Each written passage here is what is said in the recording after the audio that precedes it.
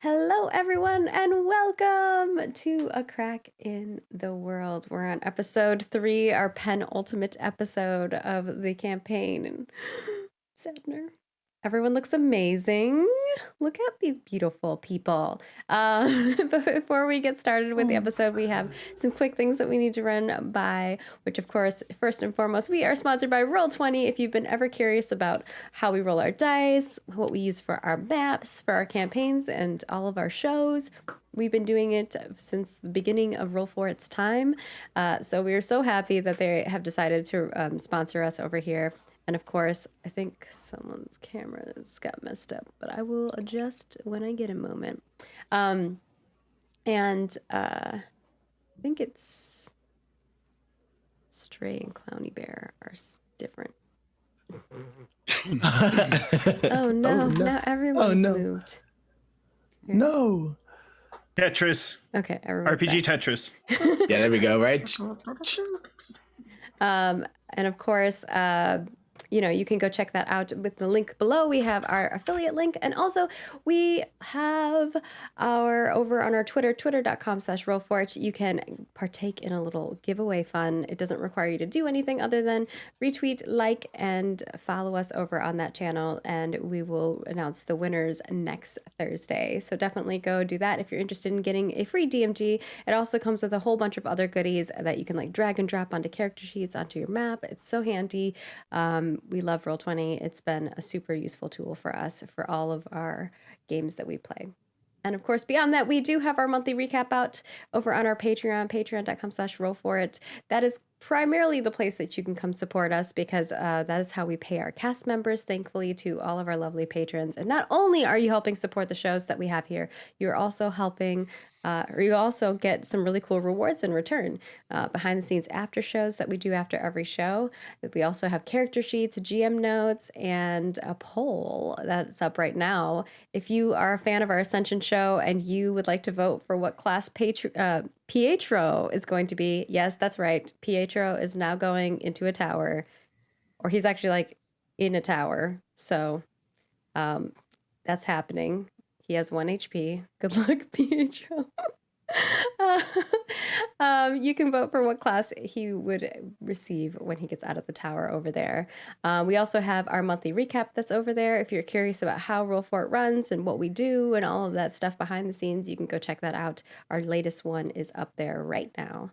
And we also GM Legend Tier games for our Legend Tiers, and that is a privately GM'd game by one of our cast members. This month is Wise Papa Grant and me. So yeah, if you're interested in that kind of stuff, if you want to play with us sometime, the perfect place is to head on over to our Patreon and become a Legend Tier or above. If you're a deity, we don't know what to do, so we just give you a private podcast. It gets crazy.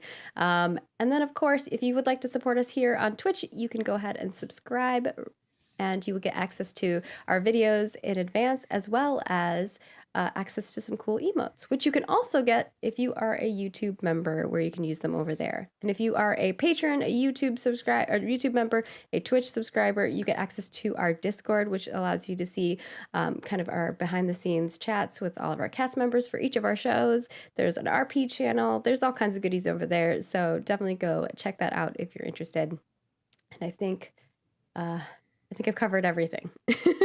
But of course, if you can't support us monetarily, we totally understand. Please do not, support us in a monetary means. If you cannot, we want you to take care of you and your family first. And the best way to do that, to support us free, is just follow us on all of our social platforms, interact with us, be here, watch the shows, share them with your friends, your family, your cats, I don't know, your grandparents, whatever. Be supportive in that realm, and that's the perfect way to support us. And with that, I'm going to hand it over to our DM, Nerdburger Craig. Hello. Hello. How are we all doing? I'm nervous about the tone that you're using. Good. I know, right? Well, I was fine. I know. That was actually really fantastic. Just, everything was fine until a minute ago, Craig. What the hell? Last week the group took a trip to Comfort Cove. and to the bells of Comfort Cove out on the water in the island in the middle of the lightning lake, and found a way to start the bells back up so that Comfort Cove would continue to be a wonderful place of peace and respite, as they dealt with the second of these kind of emotion seats, these locations throughout the world where emotions spring from. And the group is heading onward in their trek now, getting closer and closer to where the mountain has split open, creating that crack in the world that we first saw at the end of the first episode. So sort of a Lord of the Rings slow trek toward Mount Doom, maybe? Who knows? We'll see what happens. Some sort of mountain thing. And along the way, the group of you finds yourselves getting closer and closer to a place called Lantern Keep. And you know that Lantern Keep is effectively a castle. You know, it's a keep with walls, and with like a whole sort of community inside. There's homes and buildings and so forth, and then a small keep kind of within all of that. And at the top of the tallest tower of the keep itself is a lantern. Sort of think of a lighthouse. A big tower with a window that wraps the whole top of the tower, and from that window springs rainbows, and those rainbows fly out across the world, and they bring love to every place, because Stray Grant decided that the next place we would go to is the seat of love. He wants to hinder us with love now. he wants to hurt all of you. And the group is traveling and getting closer and closer to that place. But as you travel, and as part of kind of reintroducing your characters briefly to everybody, reminding everybody who you're playing, that in addition to these individual adventures that you have, the group of you has engaged in, where you've dealt with these very specific things, the world is descending sort of into chaos. The void is here. Things are being upset. There are monsters roving. There are people with terrible intentions and vile agendas that are rising up and oppressing others. There are all sorts of bad things happening, terrible weather, despondency in the populace, and you've been doing what you can as you travel to deal with some of these things. Last episode, I had everybody tell me something that your character was doing to try to help, and this time I want you to tell me about something that your character tried to help with but was unsuccessful at. Something went badly and you had to just let it be and continue your trek, because there is a greater purpose in front of the group of you. So since I'm springing that on everybody, we'll take this as a volunteer if anybody wants to jump in. Tell us about your character and tell us like something that your character tried to do and it just didn't work out.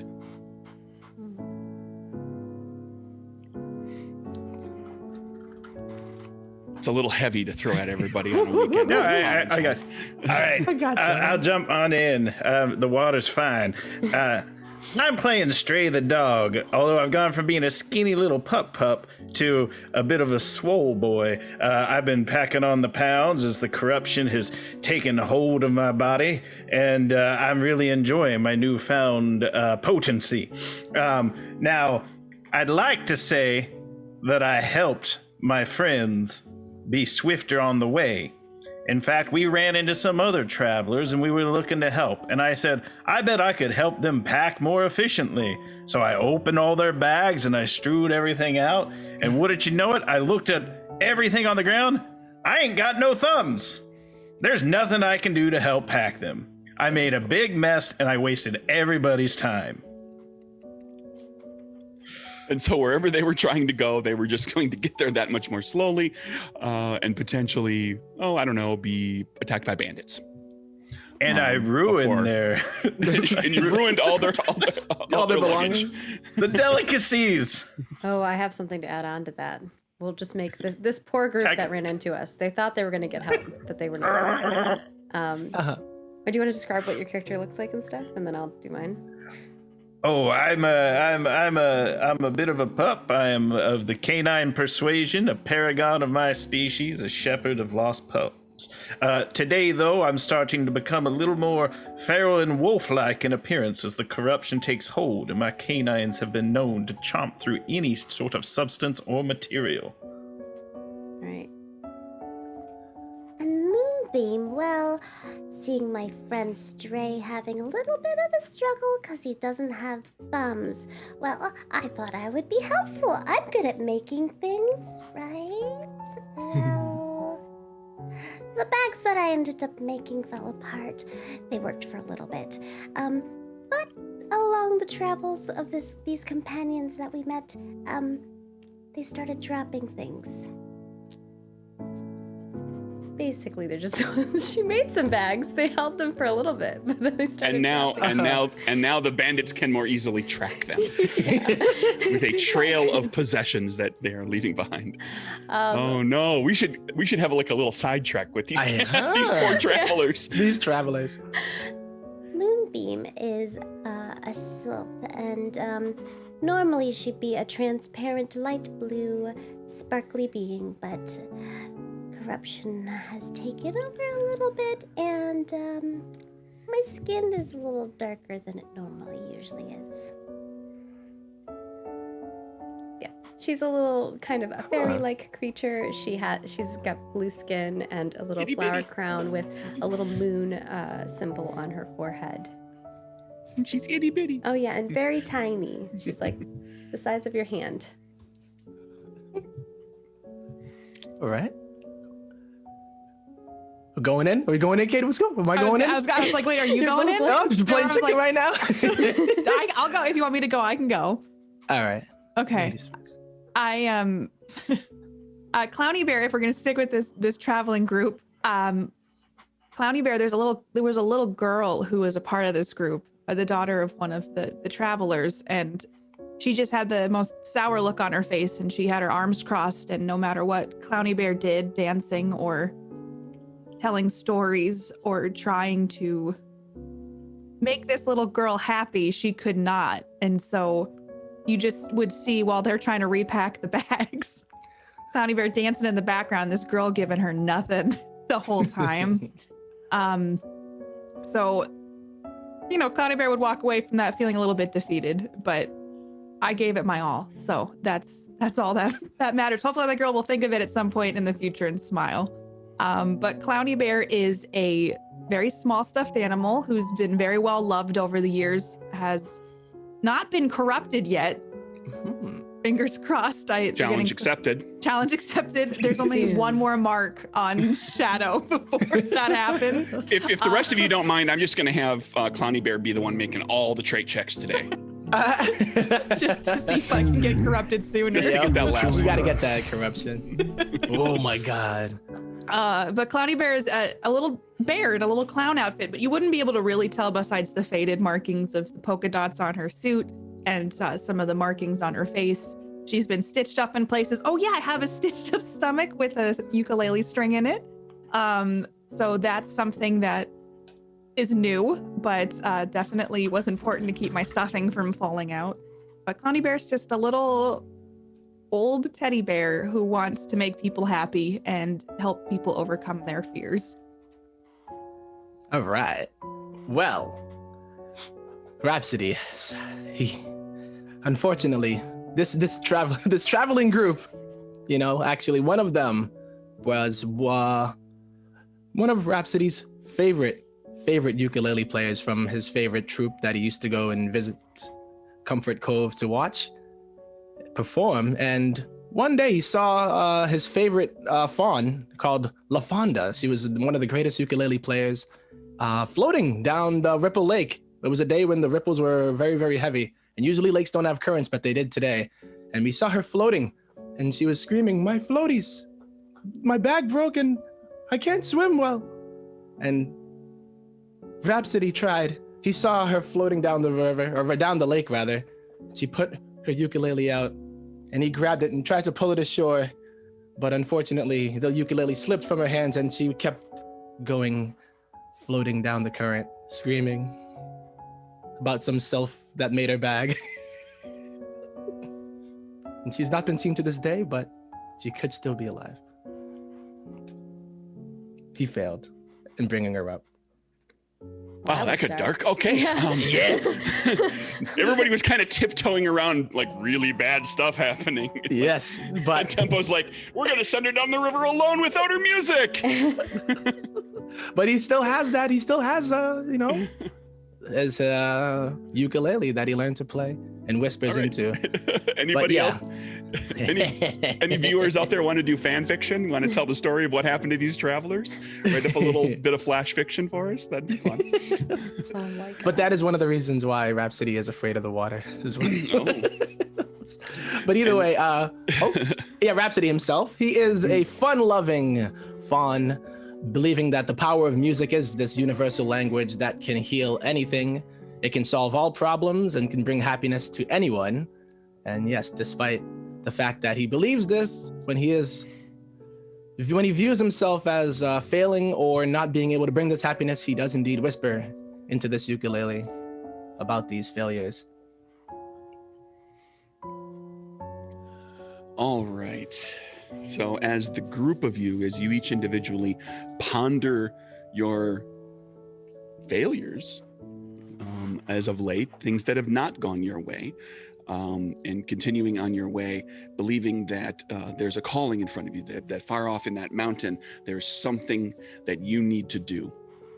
And you've, we've had 2 episodes, but assume that there has been, days of travel between the different episodes. So your characters are starting to get a little road weary.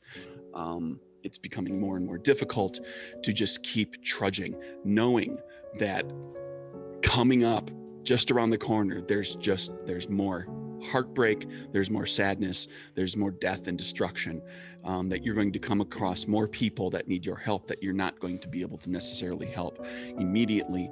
And even when you can't necessarily help everyone. As the world descends into onto the brink of potential destruction by the void and its minions.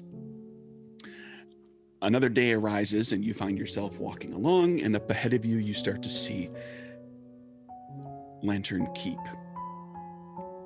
Now, as you've been walking the wide road, you've been you've crossed paths with a fair number of travelers, people who are fleeing circumstances in different parts of Reverie.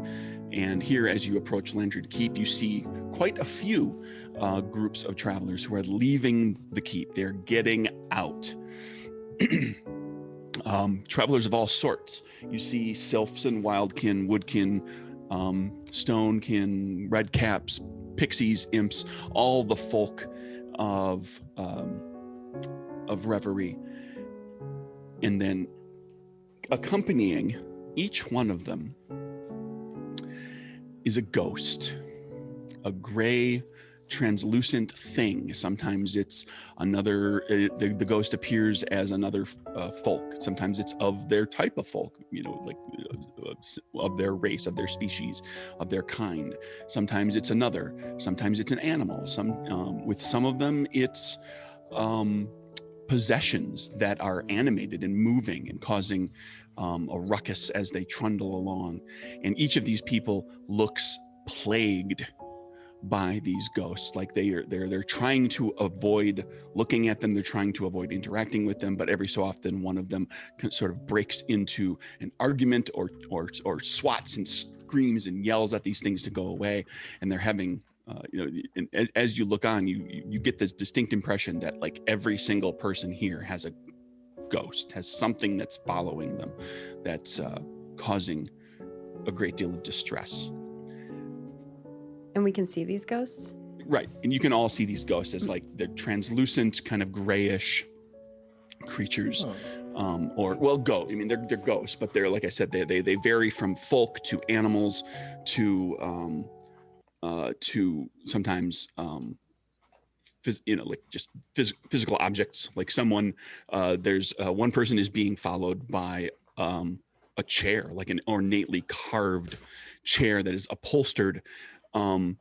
But every time the person like tries to get comfortable, the chair kicks them out of their seat, and it's at first it makes you kind of that's a little silly, and like this could be a funny joke, this could be like a funny magical trick that someone is playing, but this person is clearly beleaguered and put upon by this thing.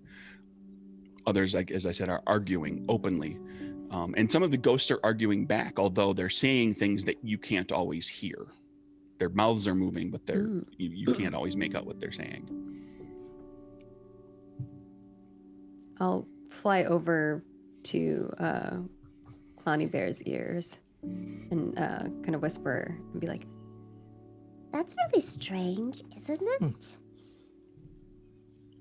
There's something not right about them. But maybe they're just a little different. I don't remember there being ghosts attached to everyone. Yes, I've never seen anything quite like this before. Maybe we should ask them what happened. I think that would be good. Maybe it's just like they have a shadow. Oh, I have a shadow. And it follows me everywhere I go, but I've never argued with it. True. Moonbeam will fly down and look at Rhapsody's shadow. There's like a nice pose he stands on his too. Can I scan the crowd to see if there's like one that looks friendly and approachable? You're gonna find the angriest one. Sure. Give me a mind check, target number 4, to find someone who seems like they're not like in the midst of someone who seems like they're a little more as upbeat as they can be, and they aren't in the midst of some sort of argument or crisis. I have a 2 mind, so Woohoo! 5 and a 2. I believe. Nice. That'll do it. Yay! Give yourself Let's go. mark a spirit. Everybody mark a spirit from the last game as well. Oh. Yay! Oh, you go and find a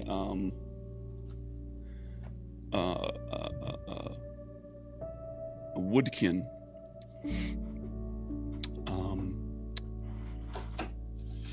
That is to say, a tree person who is walking alongside the caravan. And you don't see, there's like no other woodkin around right in the immediate vicinity. They appear to be alone. They're walking with the others, but they don't necessarily have family or anything immediately present. And they are being accosted by basically what appears to be a moving bonfire. Like it's the ghostly apparition of wood on fire.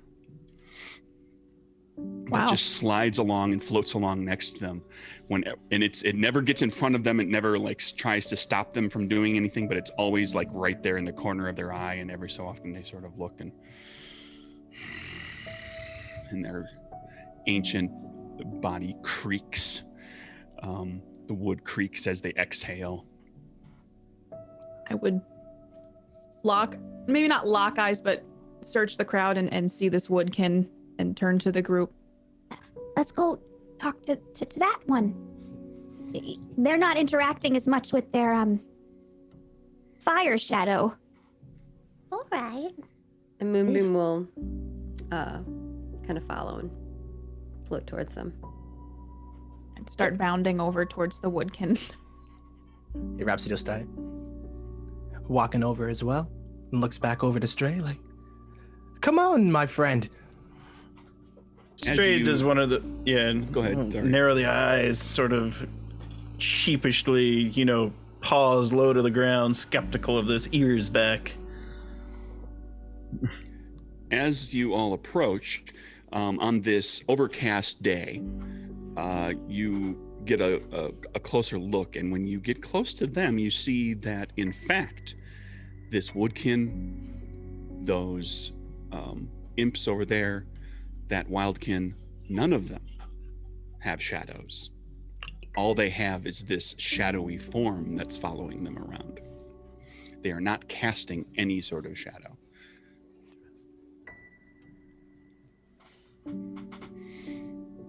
Hello. My name's Clowny Bear. How are you? And this is Treebeard talking to the hobbits. Just All right. slowly stops, looks down. Hello. Hello. You are a Clowny Bear. I am. What's your name? Long Blossom. And you notice that like she's sporting, or well, they are sporting blossoms, like spring blossoms. But they're these very long petaled flowers. Ooh, Moonbeam will kind of like float around one of them and smell it. Some of them are nearly as long as you are tall. Wow. Very large flowers. These would be so nice to sleep in. These are my friends, Moonbeam, Rhapsody, and Stray. Yay. Hello. Ah, Hello Do you to not- you. I'll point over to the fire and say, "You must be a brave woodkin, as you do not fear that fire that is following you." I'm doing my best to ignore it. Oh, I apologize for bringing it back up. It is well. I've Can not you, been very successful. Well, I've noticed quite a few things happening here, and seems like everyone doesn't have a shadow quite like we do, but what is the meaning of this? Is it some kind of a fear, or is there something awry with this place? Oh, we were at the keep, Lantern Keep, when the lantern failed. All the light from the lantern went out and all the shadows left, and these things came, one for each of us. Oh no. Some have Sad. died, some have been killed by their shadows. Oh, that was my biggest fear. I was noticing they weren't quite that violent, but a little bit mischievous. But you say they can get even more hostile to the point that... Never. I am worried that I fear for the day that those gray flames become yellow and orange. What happened? How did If the they light were, go if out? they were to be fire, they look at their body. You don't... Just say no more. Say no more. Say no more. How did the light go out? I do not know. There was a shattering, and the light stopped a few days ago. Moonbeam will fly over to Stray and like sit on his head, and then she is like, We probably should hurry to the lantern. Yes, there's probably not a lot of time before maybe one of these lovely people fall victim to their own shadow as well. And it would be a tragedy if it were to be. Oh, He points no. at a long blossom. But not like hoping that long blossom isn't listening. I think we better make full haste to the lantern and investigate.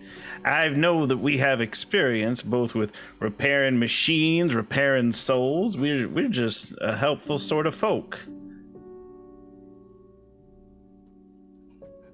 That we are. I'm master of stating the obvious. I live in the present. But you gotta remind us though, you know? Yeah. It's like, you know what? He's right. I know what I believe as a dog, and I stick to my story. The lantern is where we should head next, and I'm willing to make full haste. You feel like going for a ride, Moonbeam? You could rest your rings for a while and stay there. My ears make for excellent reins. I would. and Moonbeam grabs the ears and relaxes. It's like, yes. As You Anyone notice wanna that race? she tends to not fly if she doesn't have to. as you discuss things, you see a foxkin, again, one of those, a wildkin, a fox-faced, fox-bodied wildkin, who is arguing with a shadow version of like another foxkin. It doesn't look to be an exact duplicate. It's not like a shadow mirror of themselves, but another foxkin. And they get into an argument, and the shadow pushes them and like actually touches them, and they stumble back. And this is not unsurprising. You've seen this with wildkin before. The foxkin transforms magically, boom, into a fox. Like they shrink down and they become a fox. They go and they run to flee this shadow, and in fear and without thinking, they run under the wheel of one of the caravan wagons, and the wheel passes over. Can I do something? Yes. I would like to inhabit the shadow. Inhabit the shadow. I would like to use my inhabitation ability. I'll mark a shadow, and I want to enter the body and take control of a creature until the beginning of my next turn. Okay, that's fun. That's a thing. It's better than me. I was going to bite it in half. God. I want to save this poor little fox.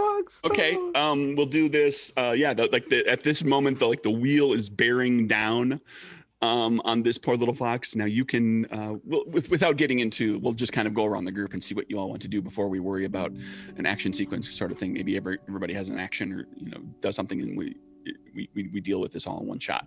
So you're going to in explanation for the viewers, you're using corruption. This is a dark power that we have not seen before.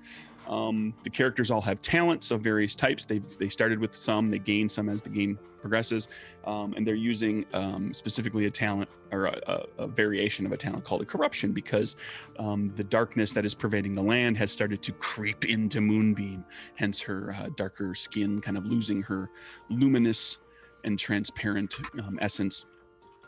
And with corruptions, they're all sort of a death spiral of shadow. They cost shadow to use. You mark a shadow to use them. And some of the really ugly ones mark permanent shadow, which is you fill that box in, and when you fill up your shadow, you uncheck them and you gain a corruption, you don't uncheck that permanently marked one. Oh man. That one stays marked permanently. So it makes your shadow track shorter and shorter if you use those. And you're using one called inhabitation. So mark your shadow, you jump, just like you well, describe for us how that looks for your character, how you inhabit something. Sorry, I'm trying to figure out. Do you turn shadowy yourself? Do you blip into it?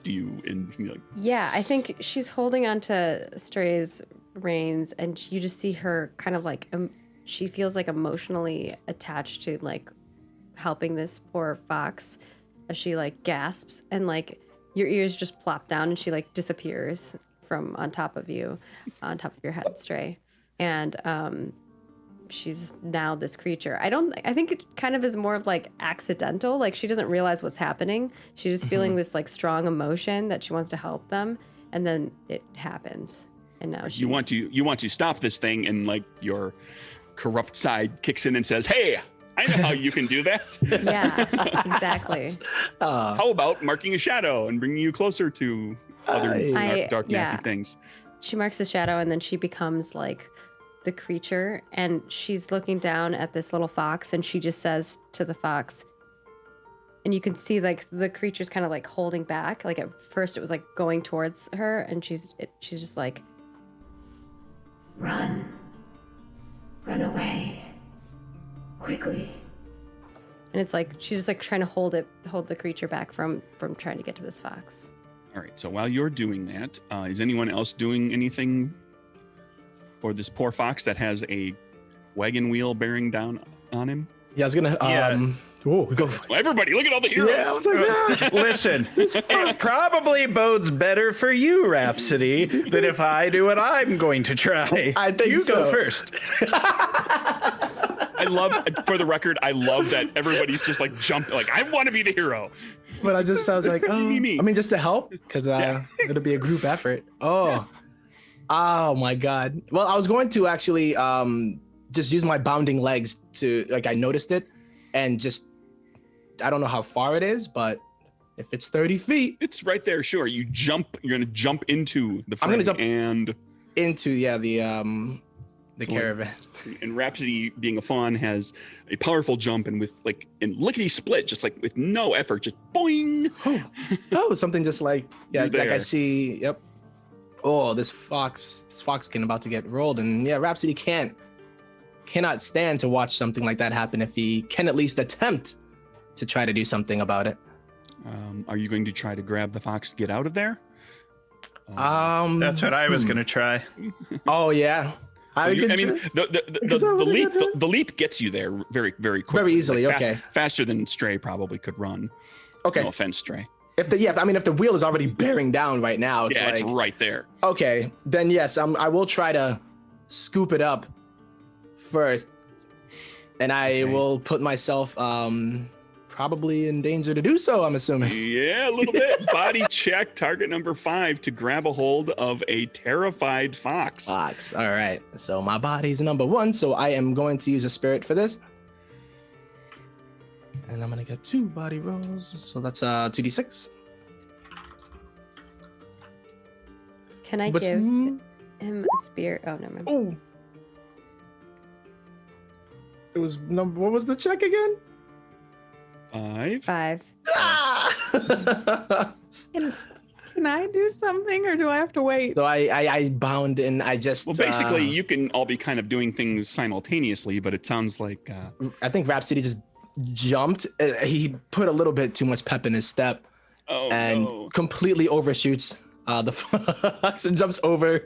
It almost looks like he's just performing like, hey, but he was trying to time it so that he could. Okay, at least we're land gonna and go grab. ahead and we're gonna have Mark skill.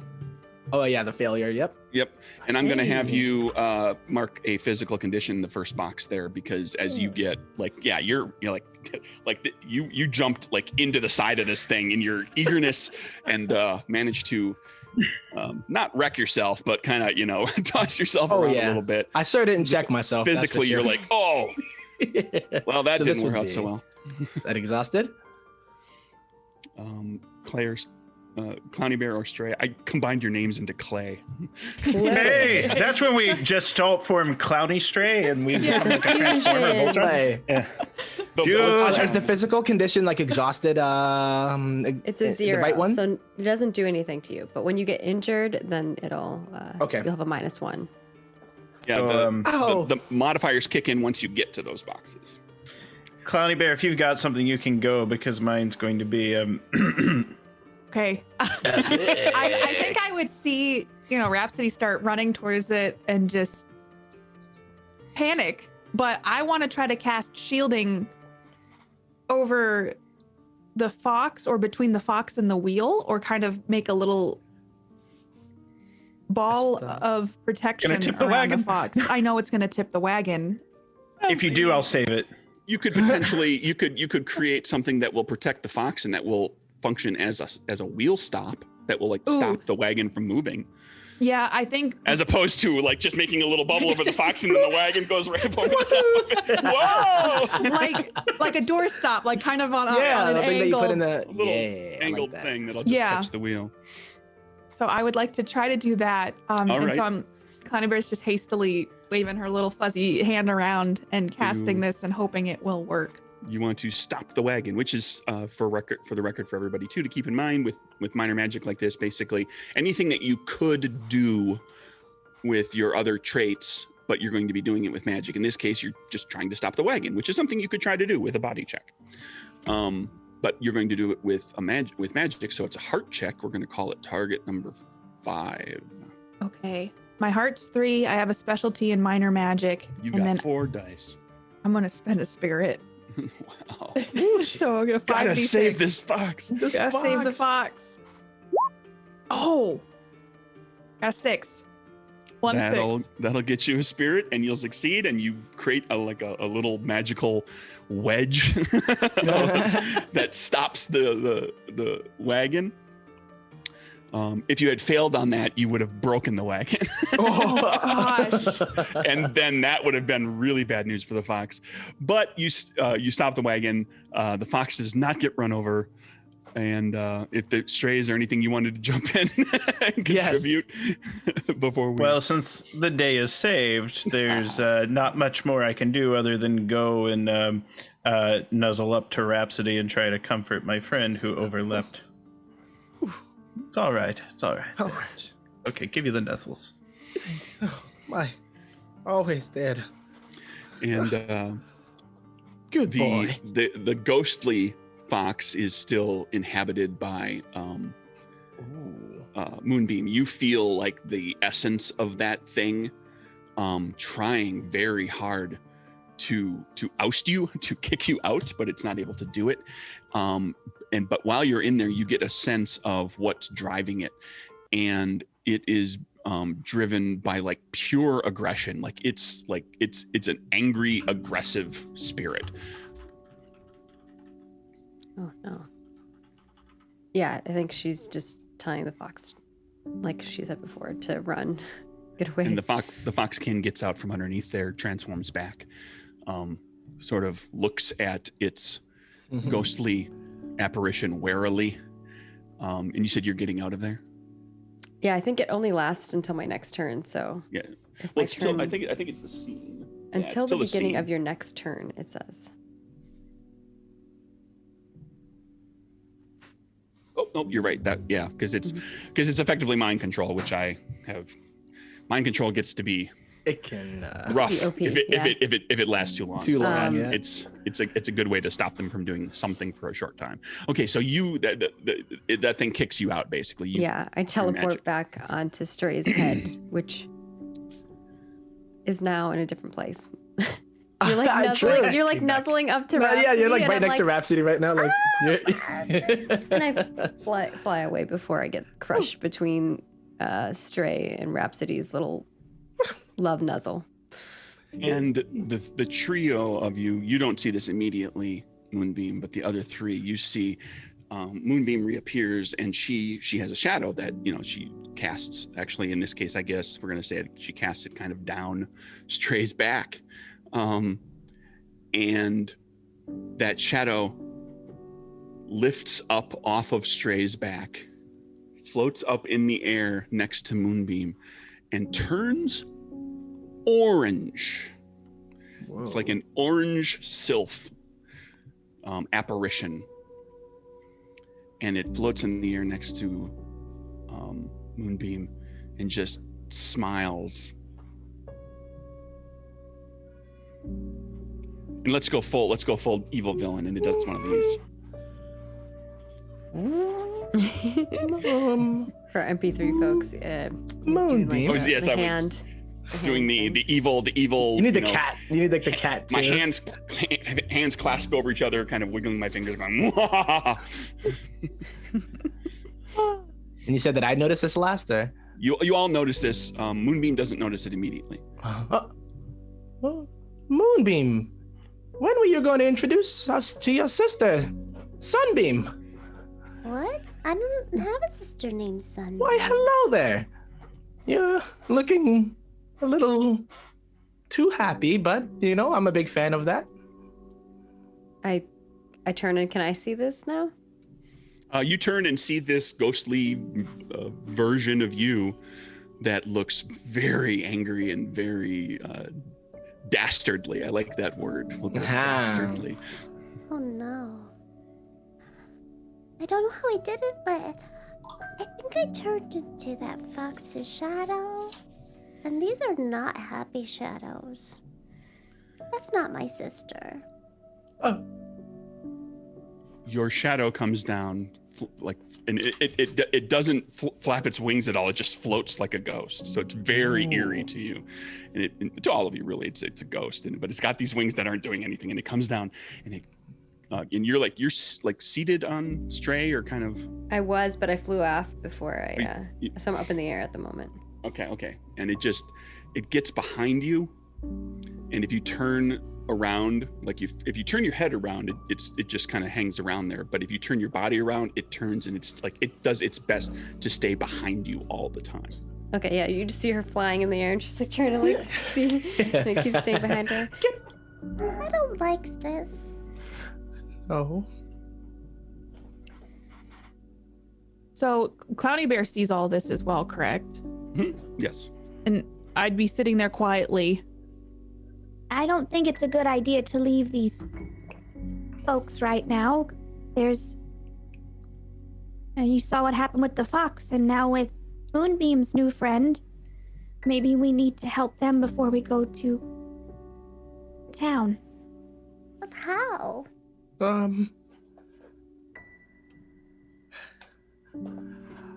I believe we must restore this flame quicker than ever. If anything, if it's a new shadow, I don't know if it's working on some kind of a timer or a trigger. But if it is on a timer, then time is not something that we have. Do you think if we relight this lantern, it will help everyone? That's what I think. And she's kind of like looking behind. She doesn't like this shadow behind her. Oh. That Rhapsody is putting that 2 and 2 together, that it is not her Moonbeam sister. And she's looking very uncomfortable, even more uncomfortable than Moonbeam's ever looked, because usually Moonbeam's kind of just chilling, and this is the almost storm levels of chill,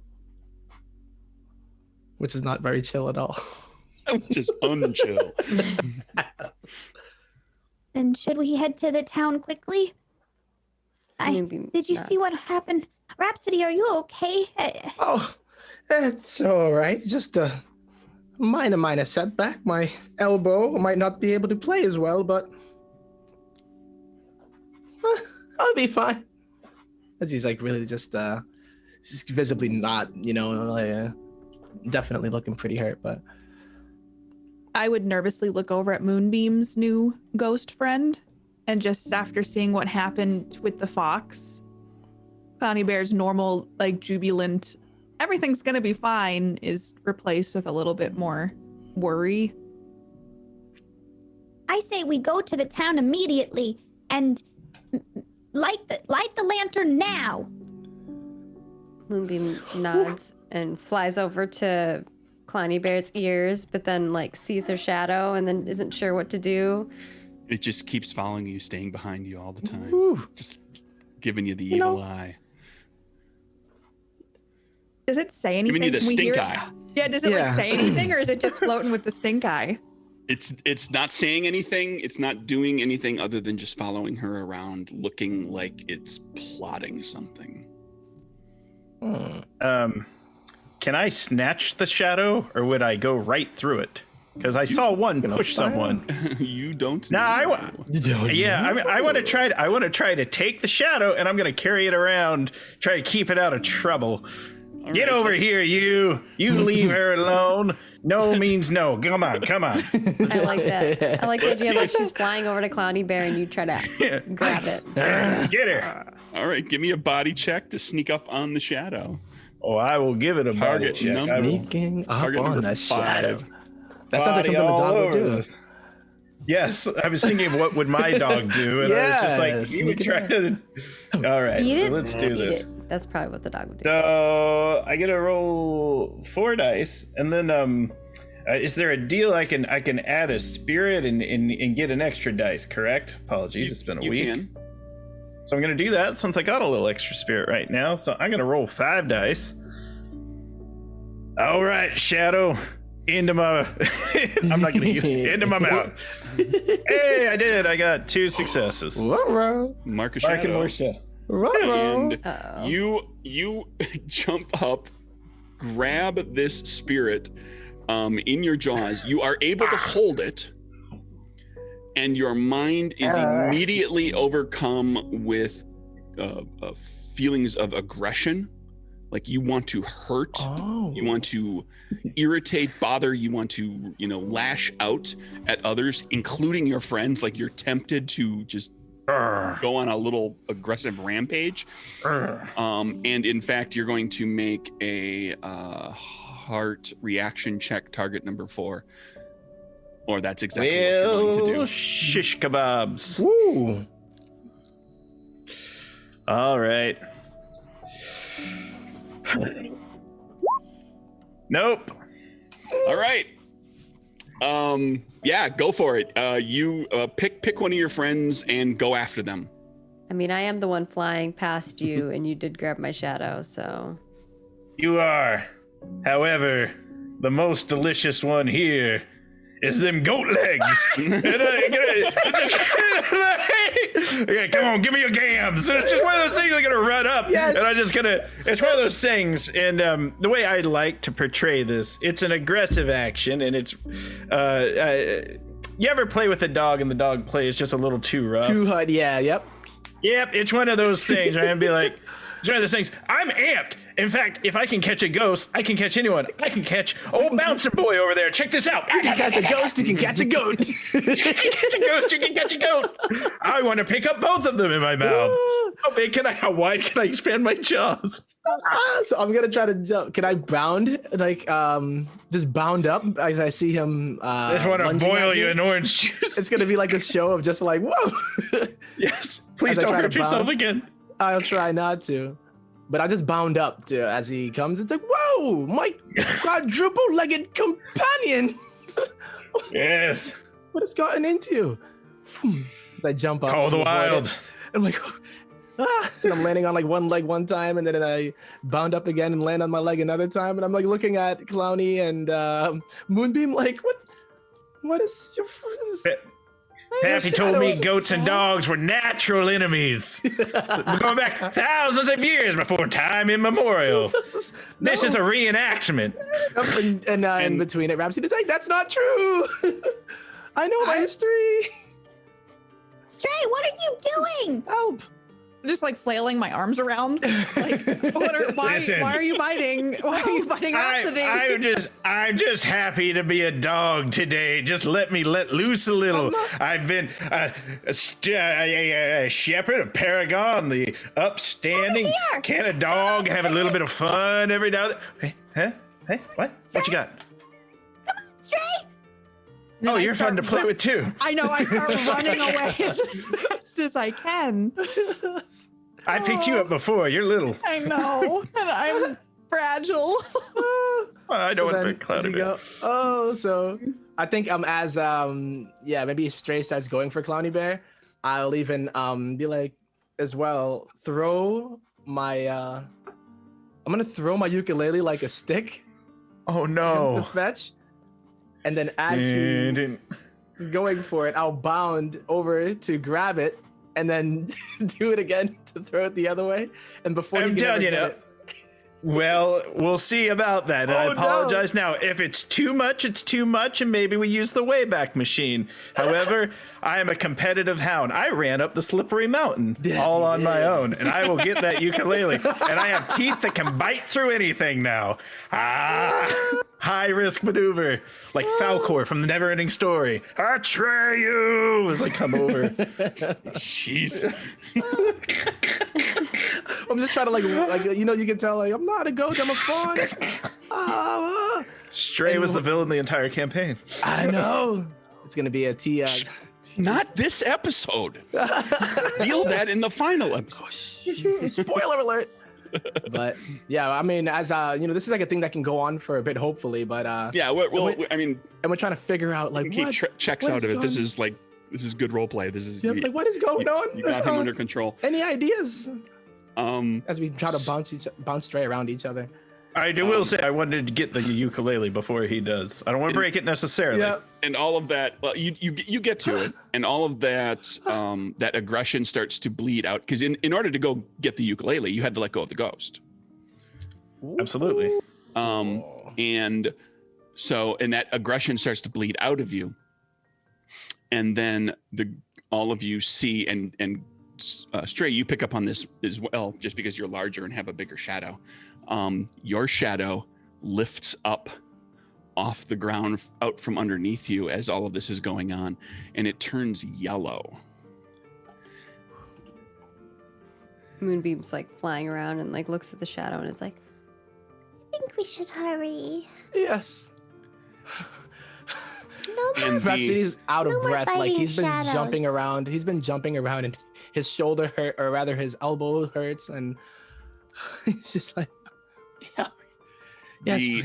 The shadow comes up looking like Stray in Stray's form, and then it starts to break up into pieces, and like it starts to split, like a cut goes down the middle of it, and Stray's body, the shadow body kind of comes apart, and then another one, and all these little pieces, and all the little pieces eventually form up into looking like flowers, with like the flower, the bud and the petals with the stem, and they're all floating around in this kind of little cloud of flowers.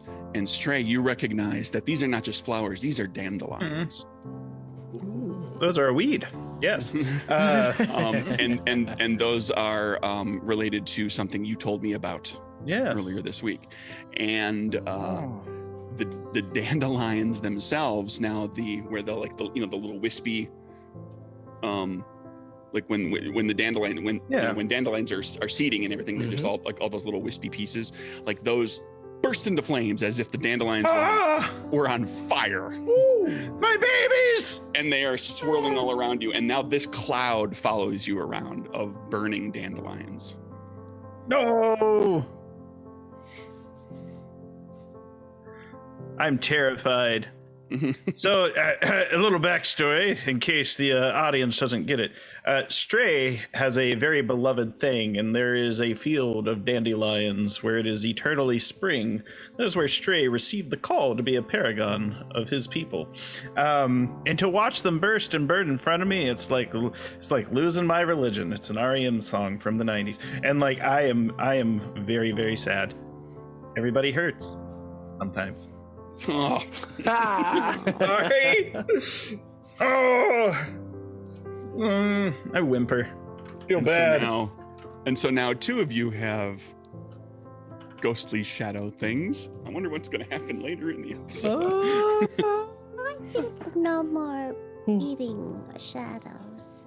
Oh. They taste awful. I ran away from only the group, fear. so I'm walking back now that it seems like danger has subsided. I think we should go to the town. Does anyone know how to get there? Holy. It's Rhapsody. I keep. think you and I might be next. I believe so, and I can only imagine just seeing this. Rhapsody, What you're my not shadow injured, could right? be. You're not injured. Not injured, I'm exhausted. Okay, all right, cool. So I'm like a little bit out of breath, and I'm a little bit more exhausted from jumping from a rabid stray, if you will. Hey. But yeah, yes, I believe we should head to Lantern Keep at once. And holds in the. We're gonna try to go as I can't quickly believe. as we can. Absolutely. He just don't quite. Our know. heroes head off to Lantern Keep. I don't can take see a it. ride on anybody this time. I'm too freaked Oh. out You can with my see- shadow. Got it. You can see it off in the distance. You leave the caravan behind as it leaves, and as you approach Lantern Keep, there's you come across a few other travelers. None of them a large caravan like that one, but a few straggling people that are kind of leaving. And again, each of them has a ghost with them, but everyone's ghosts are these gray, wispy things, whereas the two that you're carrying with you have colors to them. Okay. As you get close enough to the keep, you can clearly make out now that the tall tower in the center of the keep, the windows, like you're not sure how the roof of this thing is held up, because normally you would expect to see small dotted windows with like, some masonry or wood posts that kind of support everything. But on the top of the tower, it's literally just glass, like a ring of glass all the way around.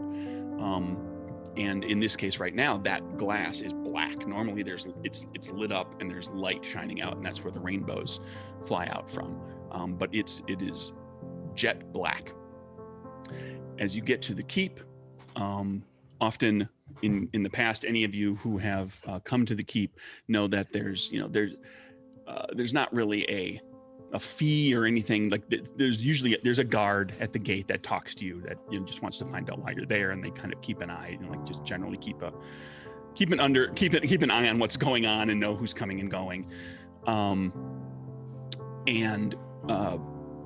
There's no one there to do that in this case. Like the gate is just open, and you're able to walk into the keep and through the streets of what is essentially a small city. Like think of like actual stone buildings that are a few stories tall, with thatched and shingled roofs, wood frames to the doors and the windows and everything. There's shutters for the windows. It's a well built, well designed kind of place, but it's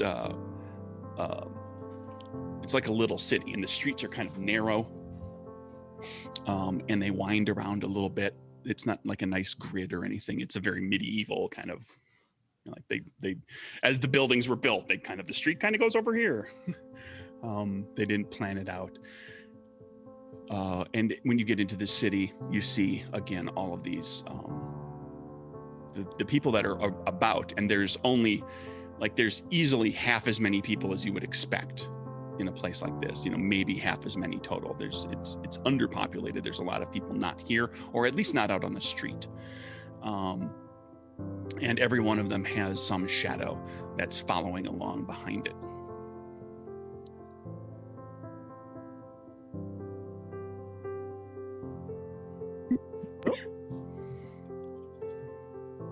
Well, it seems we have arrived. Clowny, you feel any different?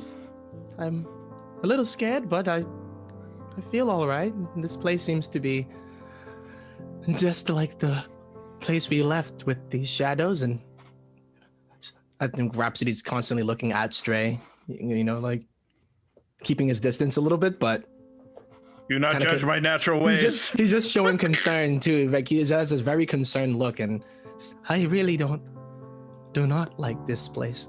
But I don't either. I feel okay right now, but look at this town. Look at the people. I don't think our music or hugs will help. How do you think we're going to light a giant lighthouse? Perhaps we should have brought the Woodkin with us, and I can't believe he had a fire following him the whole time. But I'm sure we'll be able to figure it out. We've been able to do it in the past. I'm sure it's not as simple as just setting a flame to it. So we need to understand this flame. If anyone perhaps in this Lantern Keep knows anything about it, its origin, or perhaps if this has happened before. Rhapsody, before we persist, I'd like to clear the air between us, if you catch my drift. Yay! I have prepared a statement. Clowny Bear helped me with it. Now, Clowny Bear has no idea what I'm going to say, so I apologize now, and you're allowed to veto anything I say. What? Just turns around, huh? Mr. Rhapsody, I apologize. I tried to put my gums on your gams. It shan't happen again. And although I could blame a ghost spirit, I take full accountability for my villainous and downright dangerous actions. Love, straight. Stray, you are indeed, I said, my quadruple-legged companion, and I would never let something such as you trying to completely gobble my gams. You look delicious. Anything between us. And I do have a bit of concern for you. I don't know what this dandelion is, but I do believe it must have something to do with perhaps. Well, Rhapsody's understanding is that there are things that they fear, you know what I mean? So he wasn't sure if it's the dandelions on fire or just the dandelion itself. And he says, you must perhaps be afraid of flowers, or maybe I will not let any flowers get to you, and we will be able to extinguish this threat in the form of lighting this flame. Hey, any flowers try to get to me, you just let them, lovely vegetables. They're vegetables, right? They're a type of flora. I'm not a scientist of any sort of stretch of the imagination. You let them come over to me, and I will smell their sweet fragrances and wish them a happy pollination. I will say this about the dandelions that seem to be circumnavigating my cabeza. That's just a bad time waiting to happen, and I hope it does not. Every so often, as these things, wow, as these things are floating around you, like now and then, a few of them pass by very closely, get very close to you, and you feel. Just you, Stray, feel this, like, when it happens, just very briefly, you're overcome by this paralyzing fear that something bad is about to happen. And then it passes. Mm-hmm. Now, this has happened a few times as you've gone, as you've made your way into the keep, and now that you're here.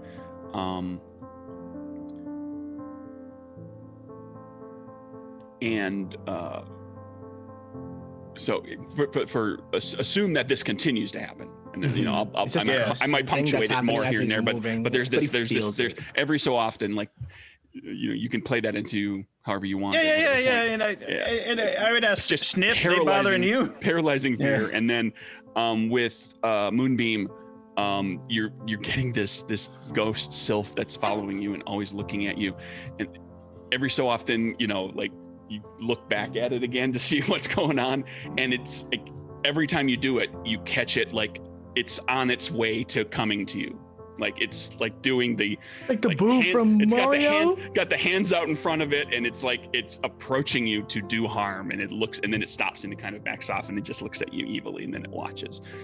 And it's to the point that it doesn't feel coincidental. Like every time you've looked back, it's doing this. Like, how is it doing this every single time you've looked back?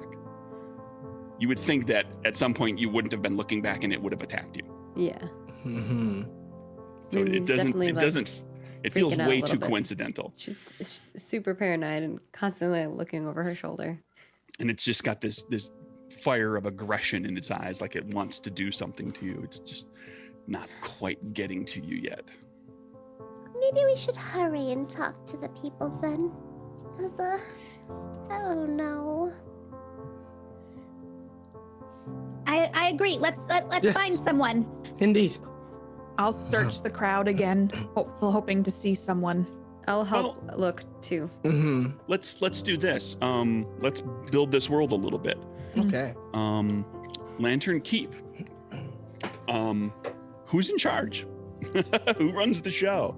You don't have to assume like a king, queen, lord, lady, royalty or nobility, but there could be. It could be anything else too. It's a fantasy realm. It could have pretty much anything in it. I like the idea that the person who it kind of runs, maybe not runs the town, but like people look up to is like the light keepers, and like they're a group of people who keep the light going. I like that. Okay. The light keepers. Okay, going around the other three besides Margaret. Who are the what types of creatures are the light keepers? Are they one of the types of folk, or they are some other fantasy creature? Ooh, could they be like little fire elementalists? Of different folk, though, or like one maybe represents there are different light keepers.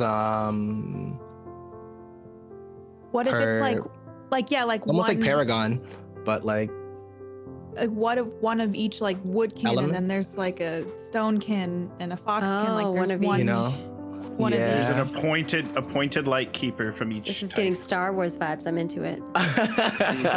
I like that though, and And One the of each- leader of this one of and they are each different, kin. and they're different kind of lights as well too, right? So it's not just like your regular fire. Well, And there perhaps- are there are 6 different colors to the rainbow that comes out of here. Yeah, right. I sorry, Indigo, you're out.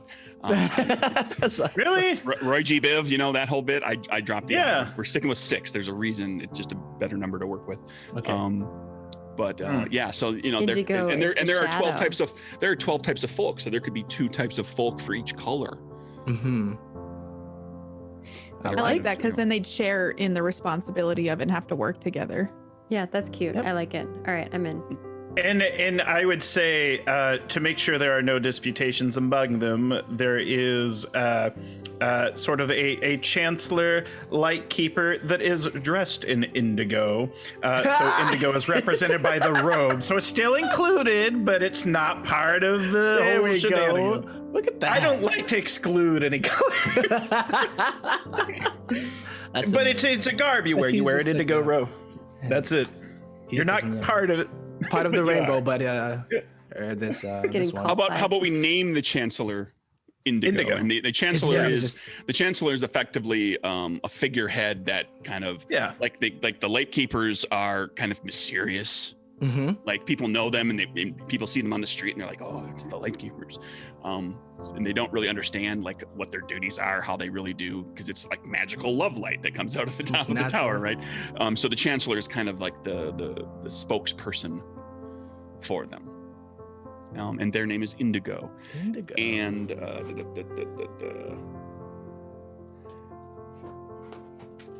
they're a being made of light, of indigo light.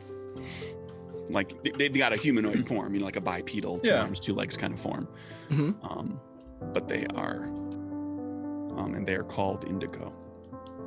So okay, so are you looking for the Chancellor? Are you looking for one of the light keepers themselves, or are you looking for some other person?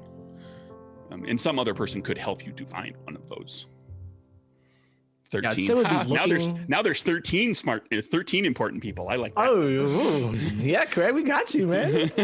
Ask and you shall receive. I would probably be looking for maybe the fawn light keeper, just being on the lookout as far as like just naturally, like looking for light keepers in general, but I might be able to recognize the fawn representative. Okay. What color? Pardon the term, but what I know, color? right? Okay, let me rephrase. What color light is the fawn responsible for? let's say blue. Okay. Yeah, I mean, you could look around So I'm looking specifically. for a blue, Look around right? specifically for them, or you could ask around and try to find out where you might find them, because might find they are mysterious. Uh-huh. All right.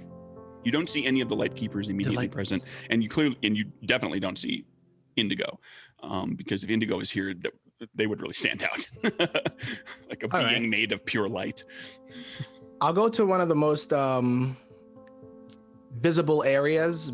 If we're in like a keep looking kind of like a city almost. Oh, okay. And I would like to just blast some rock music to gain some attention and then see, if I can see movements, perhaps people, poking their head out of the windows, or if possible, just to try to make some kind of distraction or some ruckus, Well, it's not going to be. You're gonna given how there's not any of that type of activity going here, you're gonna get a lot of No. attention. Yeah. So that might I'm- help. That may help to just draw some people to you that you can talk to. It might even draw out the Chancellor or a light keeper, or who knows. Yep. I mean, Yeah, So- we need anything at this point, but it'll at least give us, a lot of focus here. And give you us guys... a kick-ass performance check. How's that sound? Oh yeah. How about a charm check? Okie dokie. Target number 5. You'll get noticed certainly with one hit. If you get that boon, then Something We'll a little see. extra. All right, I'm gonna use a spirit for this one too, and I'm gonna look at the group and just be like, all right, I know, Clowny, you said perhaps we might not be able to light the fire with music or hugs, but we might be able to at least get closer to it and at least liven this place up a bit, don't you agree? Yes, I'm ready for the show. All right, stand back.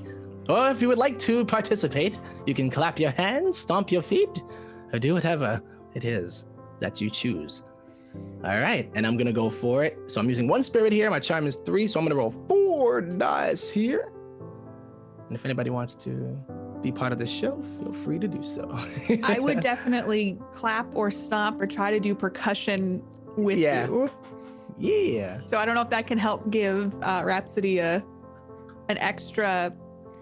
I can give one of my skill points. He spent his own spirit. Oh, I on- did spend my spirit too, so. Okay.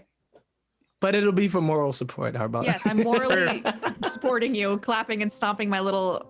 And Stray and Moonbeam. She's like, I'm too yeah, there's paranoid dust, by dust flying. shadows. Yep. And I even look at the Moonbeam's like crazy spirit thing, and I'm like, and you can participate as well. Yeah, I think. Yeah, Stray for flavor just has like a tambourine tied to his tail that shakes. Just Somewhere along your travels, you picked up a tambourine. Yep. pocket tambourine. And Moonbeam fitted it with like a little sleeve that you can put your tail into. Yes. So you can pick it up. Just Ching, ching, ching. you're ready to go. Yep. And I'll be bounding as I do it too, just jumping, not quite too high, but just looking like this crazy a man goat, just banging on his ukulele as he's also strumming it. The Okay. music that he learned in the tower, the first tower, the merriment machine, with our Right. So yes.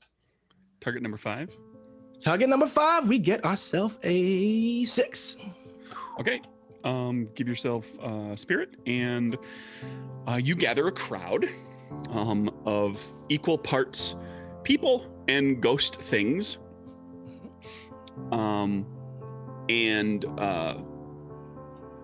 It's a healthy crowd. They're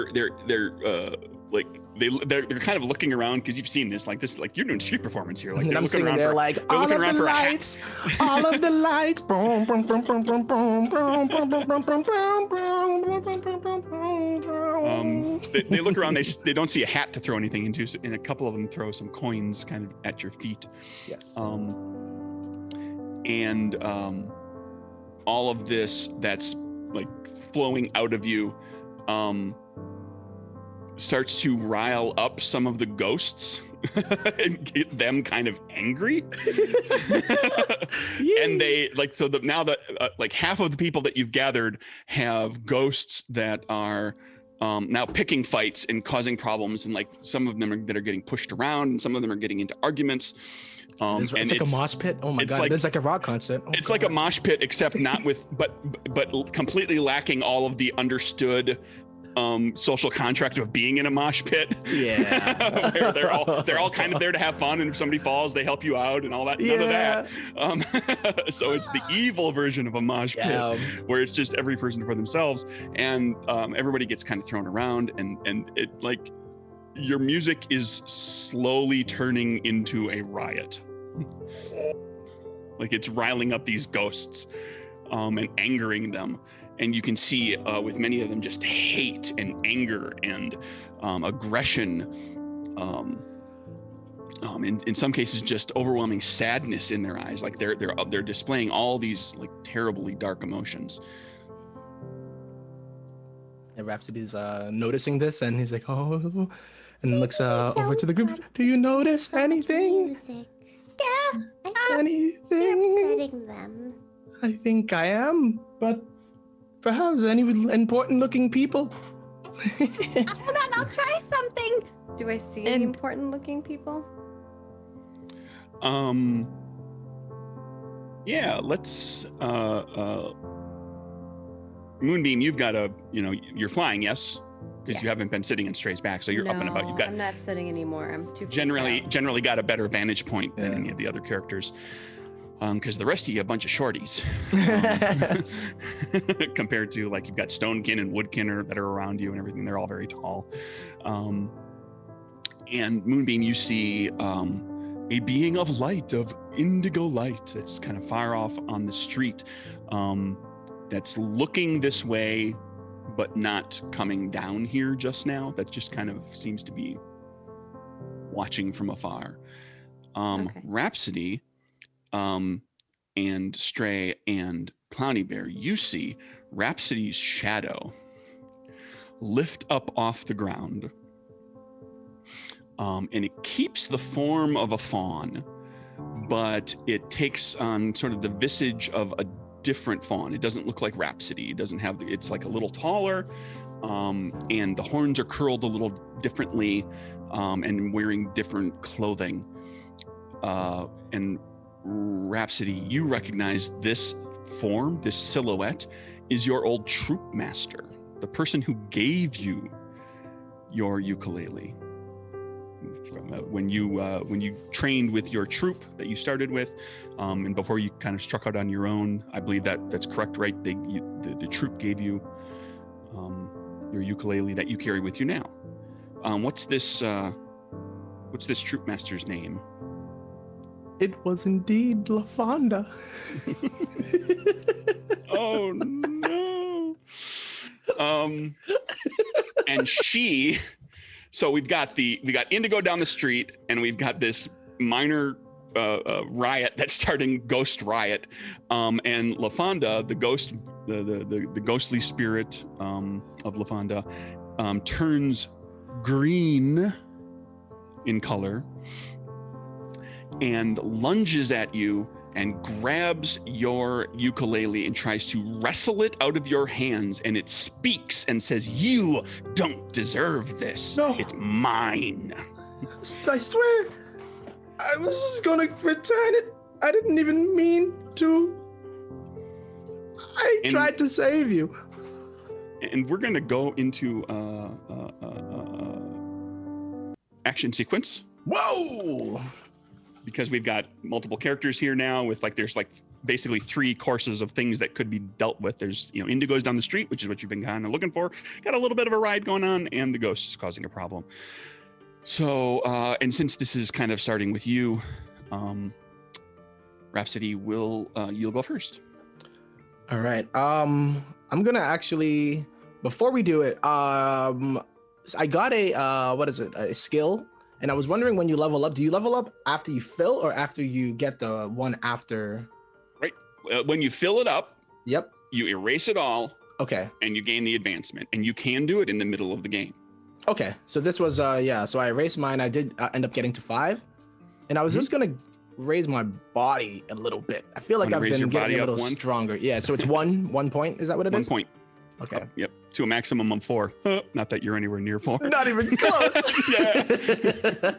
But we're a little closer now. But yeah, I was gonna ask that, but we got into it, and I was like, yeah. But It's okay. however, all right. So yeah, I believe I'm still trying to cope with this, but I do believe that I deserve at least to spread the power of music, and I'm gonna try to wrestle it. I need to wrestle the ukulele away. Okay. From LaFonda right now. Good, because it's going to be a body check. So good. Well spent on your advancement. Yeah, body check target number 6. Oh, baby. Oh, baby. All right, here we go. This ghost wants that, Can I- that Oh, ukulele she does. bad. Can I donate spirit? No, she it's fine. does. But Yeah, you can. You can go in and you can help. Let me hold on to it. Let me hold on to it, because I think if this goes really bad, that spirit might be more useful some other way. All right. So yeah, I'm trying to wrestle it. Okay. And we got it. You got it. We got it. Oh, And mark a spirit for that. You got 1 success. You managed to tear your ukulele back out of the ghost's LaFonda ghost hands. You break a string in the process. another It one. was- So I it only was- have it was- 4 now. It was a hard fraught struggle back and forth, and you managed to pull the thing away, and it lunges at you, and now it keeps coming at you, like it Mhm. wants this thing very badly. And whose turn is it next? Right now I will. So I was dancing around.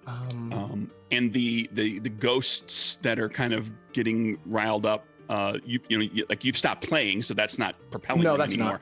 But Yep. they're like at fever pitch, like they're getting violent as well. Yeah. That is continuing. I will actually hand it to Clowny, who has not been corrupted yet, and scream over like, "Help! Yes, I'm being corrupted as well." I'm gonna help. And can I cast minor magic of emotion and try to make everybody feel good and calm and like they just got back from a spa retreat? Like they just came from Comfort Cove. Yeah, they just came from the restored Comfort Cove.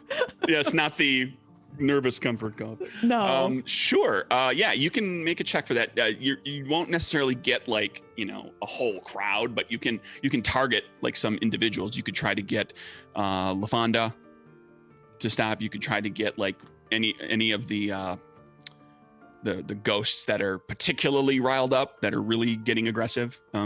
Specifically to kind of, and that might help to like if a few of them start to calm down. Others might as well, and you can decide which ones you want to affect after you make the check too, because if you get a boon, you'll get more out of it. Okay. I think specifically LaFonda, and then any in the crowd that I'm seeing, just like the ones that are moshing a little too hard, like that are getting Clowny. that are getting like physically violent with with actual people.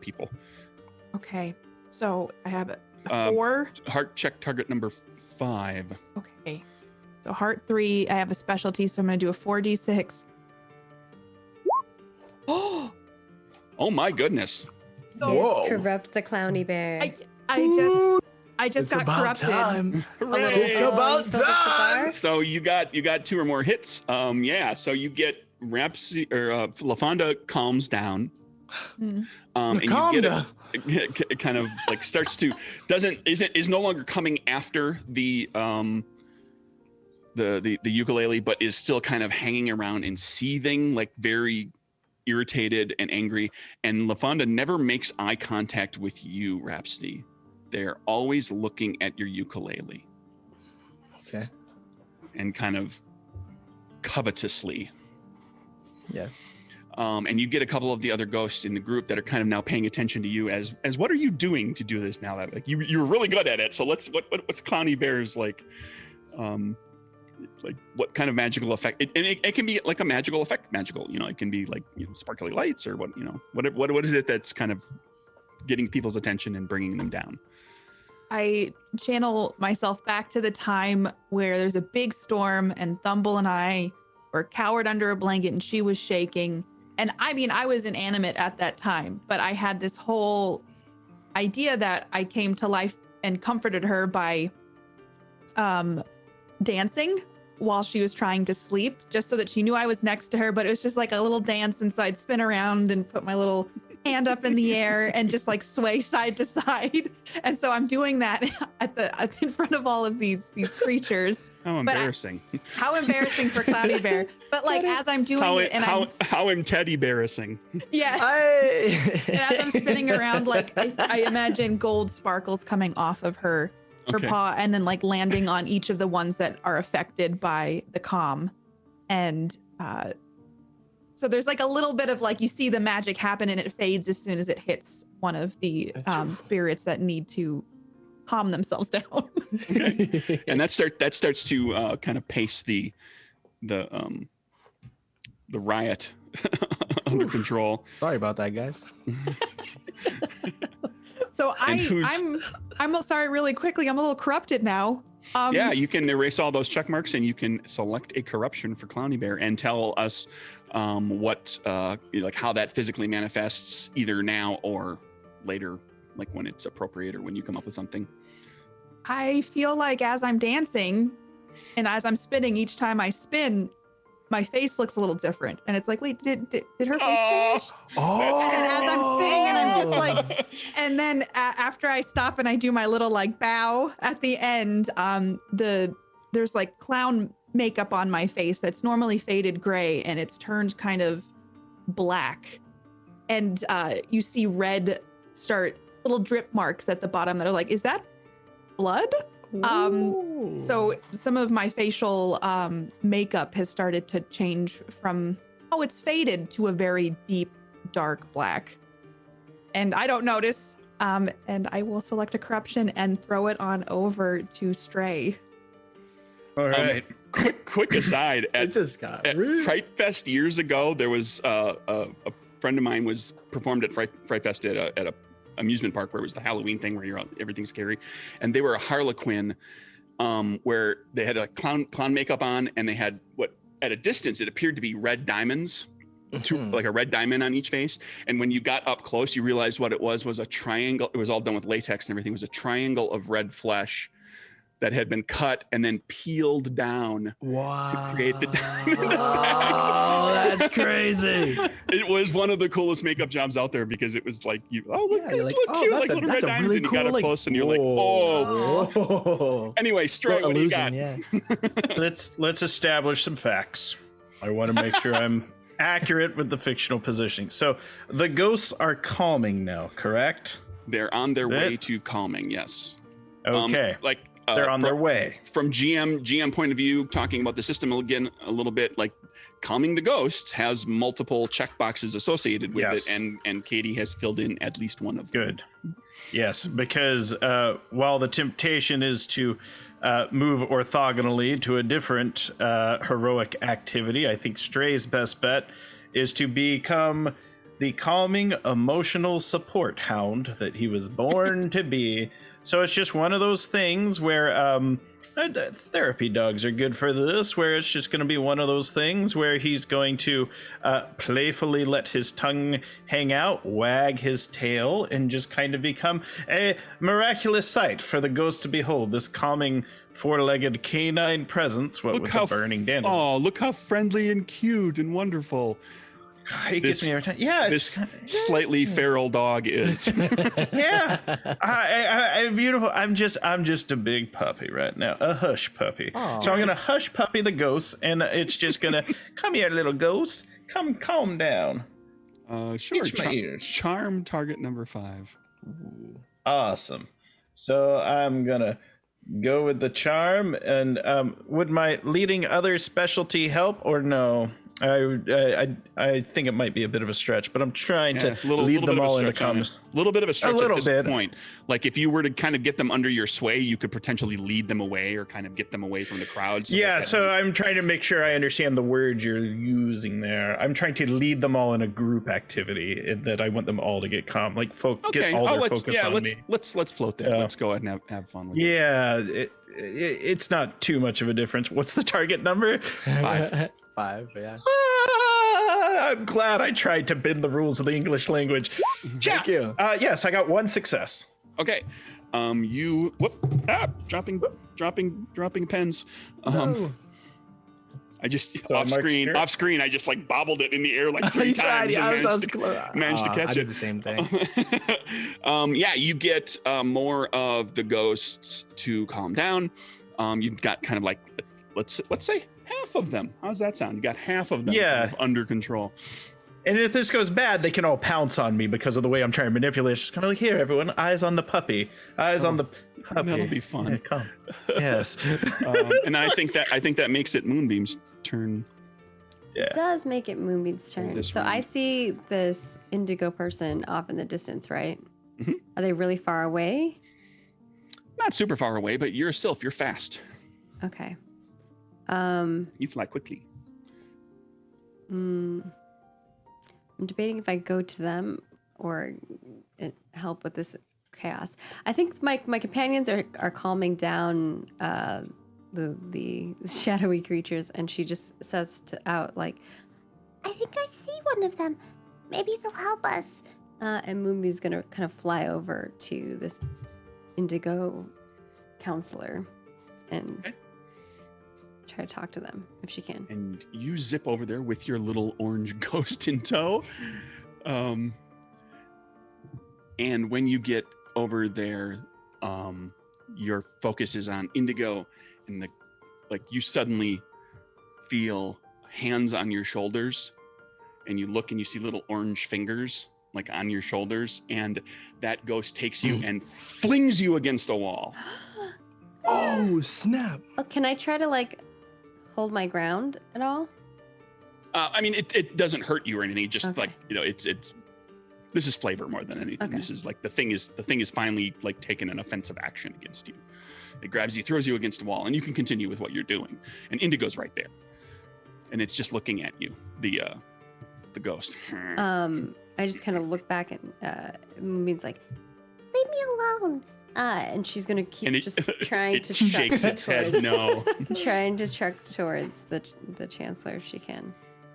Okay, you get to Indigo. Help us. Moonbeam says,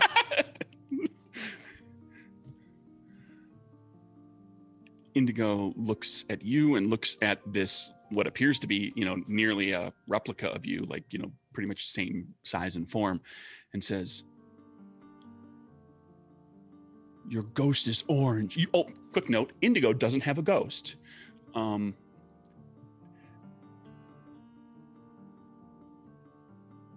And they say, your ghost is orange. How long has it been like that? It's spawned like that. But help, my friends. The shadows are attacking.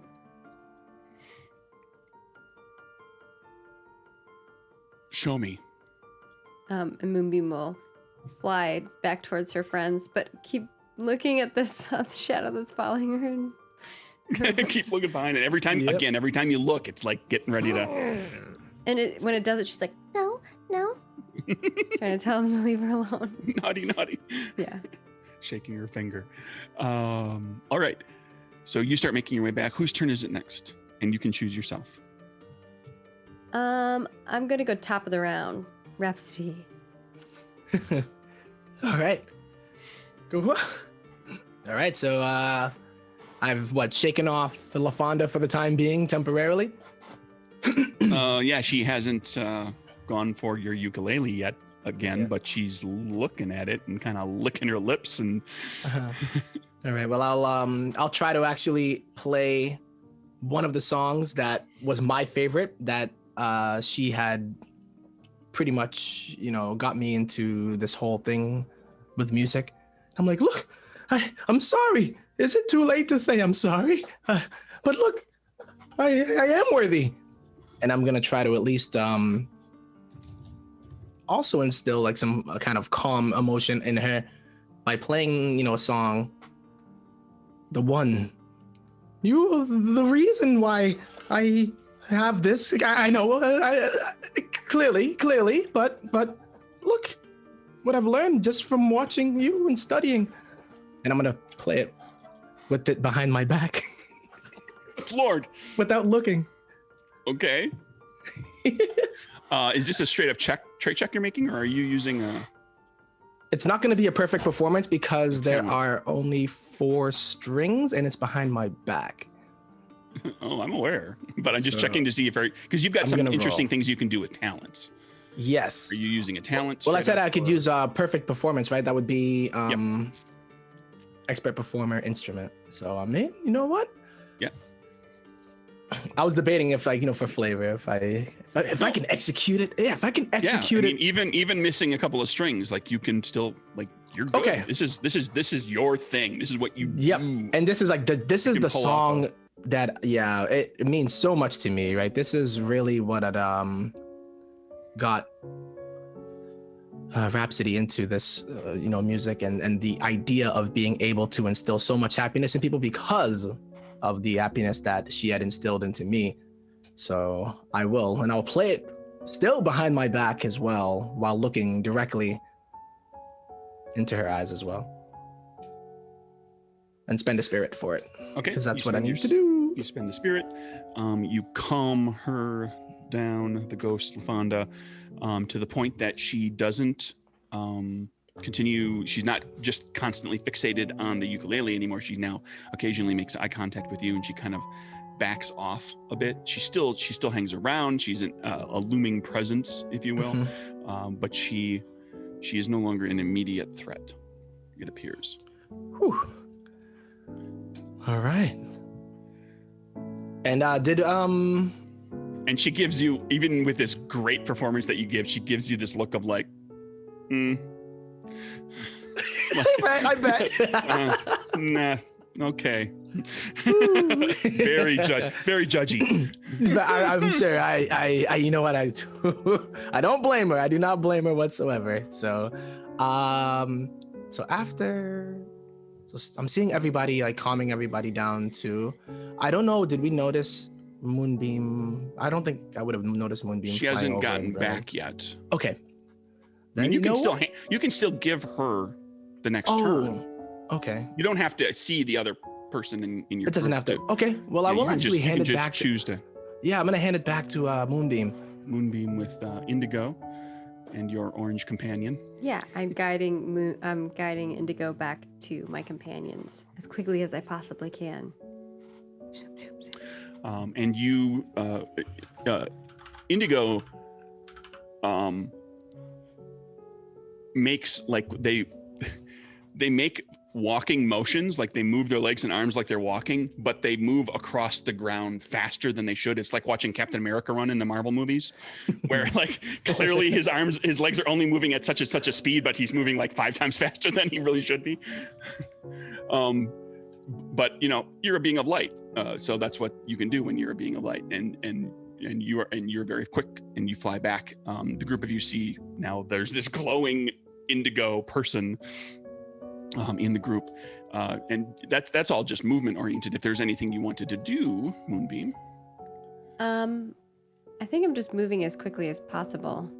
can prompt Indigo into action, or say, you know, speak to them more. Yeah, I mean, he said take me to them, so that's what she's trying to do as quickly as possible, is take them to her companions.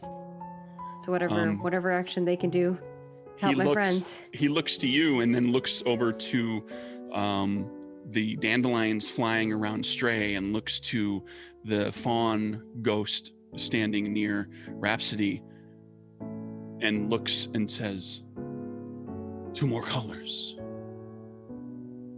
Where are the other 3? Where are the rest? What do you mean? These are the lights. Hello. There are 6 lights in the rainbow, 6 lights in the tower, in the lantern. 3 are here. Somehow. So we No need other to ghosts find- are colored like this. All are gray. So we need to find the other colors? I'm gonna leave you on that. Whose turn is it next? You can ponder that. They don't. Indigo doesn't respond immediately. Whose turn? Clowny Bear or Stray? I will toss it to Stray. All right. Stray, you're in the midst of calming this crowd. The dandelions are flowing and floating and swirling about you, and briefly here during this turn, they are all a number of them are very close to you, and you are suffering as if these dandelions were a fear. So you are at disadvantage on this turn. So I should make this roll my most important one of the game. Got it. Now, yeah, I'm gonna try to keep my cool. I think the best thing I can do right now is I can try to corral the ghosts away to where they are warehoused, just sort of out of the way, where it's just kind of like, follow the dog. Quarantined? Follow the dog. I'm adorable. Follow me. Look at me. I got a tail. I got ears. I'm beautiful. I'm beautiful. Doing sort of and I just went, sort of the Pied Piper thing. yes, absolutely. And this would be leading others. Yeah, and I'm a shepherd, and I figure you are lost souls, and while you are not pets, you are precious to me, my beloved disembodied incorporeal crew. I was trying to keep alliteration. He was trying so hard to find the right word. Yes. Yeah, I needed something.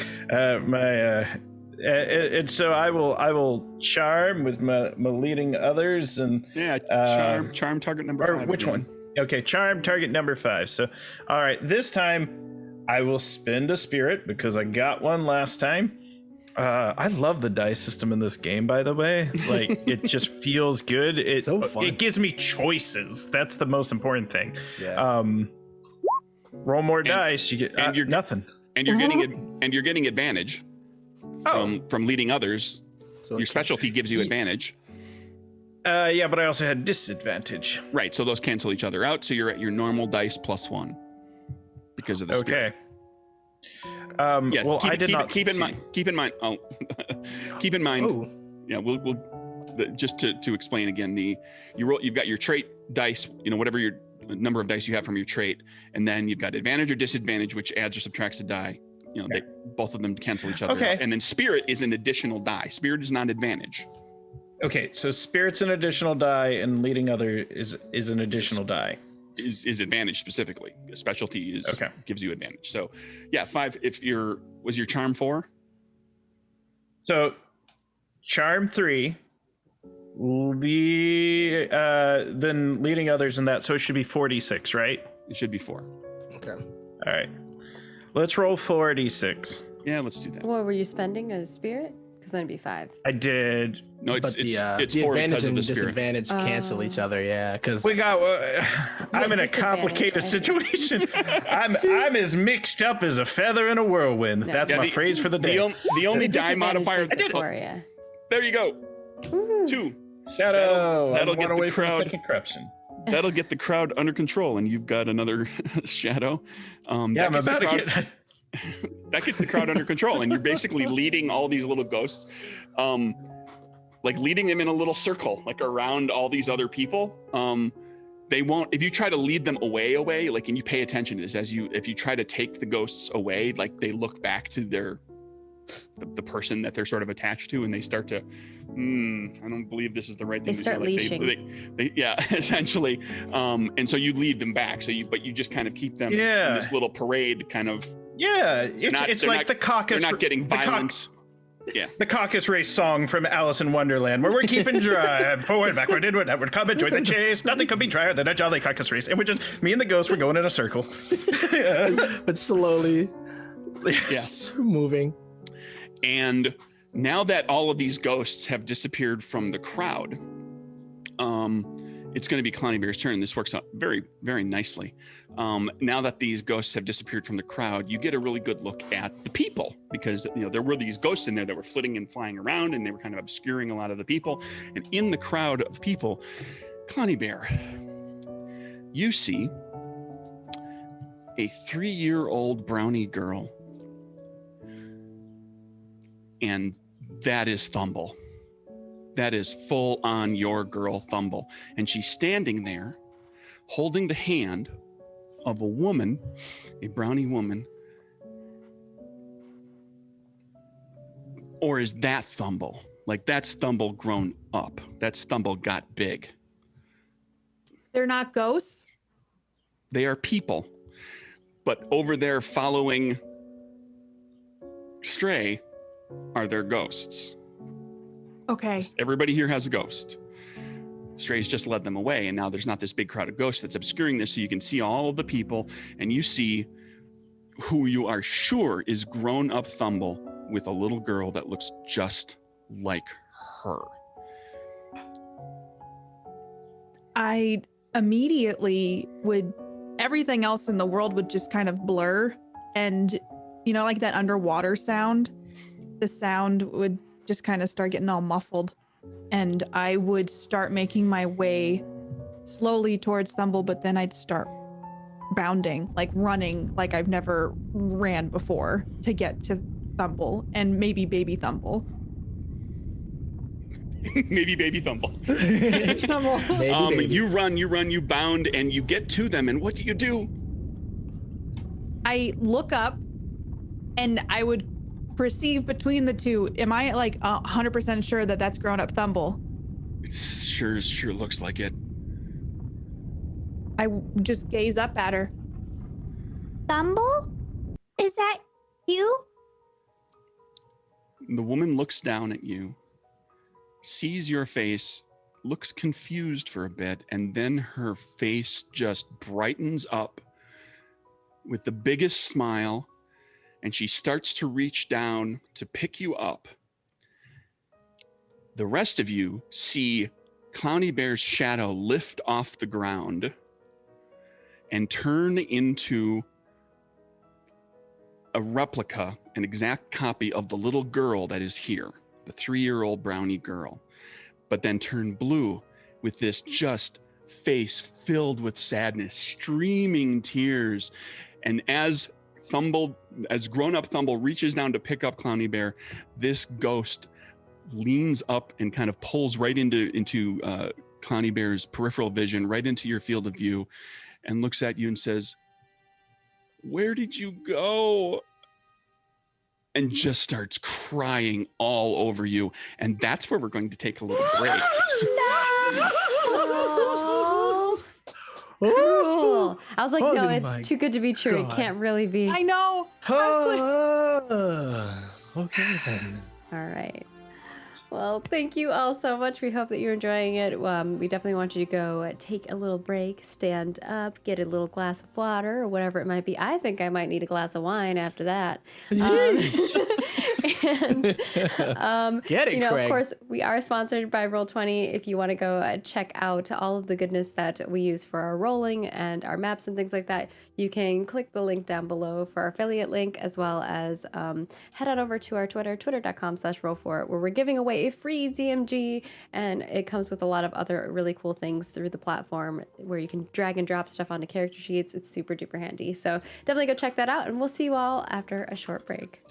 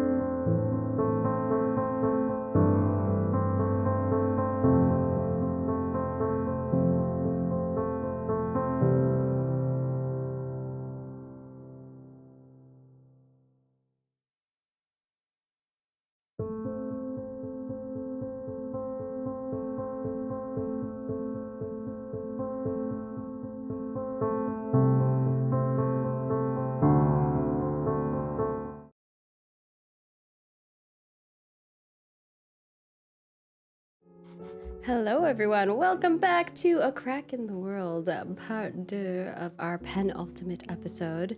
Clowny Bear is back with a little shadow. A little bit. The little blood tears. That makes know. it. Too. We had a chat about this in an after show, I think, where we're like, Clowny Bear would probably be the creepiest one if they go dark mode. Yeah.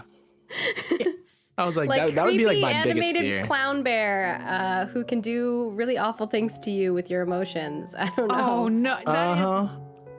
Yeah. I hope that we don't. I mean, I want to protect Clowny Bear at all costs, but I think you can't control the corruption. I think There's a the part of you that corruption wants it. controls you. Yep. There's a part of you Yeah. that's like. Yeah. I thought Y'all you get would be corrupted the in one that real would be life, the too. last, but it's Rhapsody. I Rhapsody's know. like a precious good bean. It's just like, oh, I'll just, mildly succeed this one here.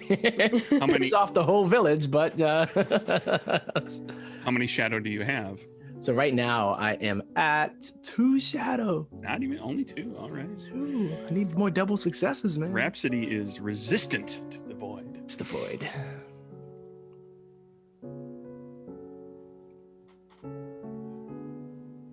Let me see.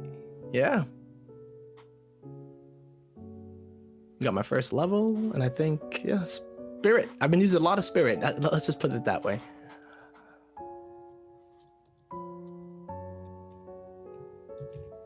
Sometimes I have I a had- surplus of spirit, and then sometimes I just use it all up so quickly. Mm-hmm. I had a question. It's a technical question. So when we hit 5 skill marks, we get an advancement, right? Because I hit 5 at some point. Mhm. Yep. You fill up 5, you erase them all, and you gain an advancement. Yep. Okay. So either And then what are the one more. options? Yeah. So you can either get one more of your like body, mind, charm, heart, up to 4, the maximum of 4. You can take more specialties. The other Or 2 you can specialties take a that you talent. didn't previously take, or a talent. Yep. Okay. Oh, your specialties I'm going too. to take a talent. And I'm going to take the talent that lets me re-roll a failed check. That's handy. I didn't even have one of those. Yeah, I don't have one of those either. Mm-mm. So that's fun. Thank you.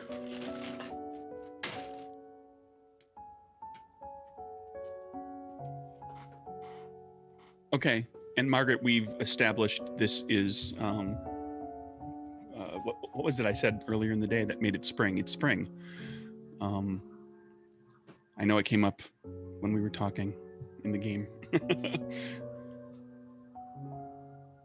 But it is spring All right. in the world of reverie. So that Oh. plays nicely into the thing you just typed at me. That time is coming up. Nice. Well, there's 2 times that I had in there. Hmm. But either work.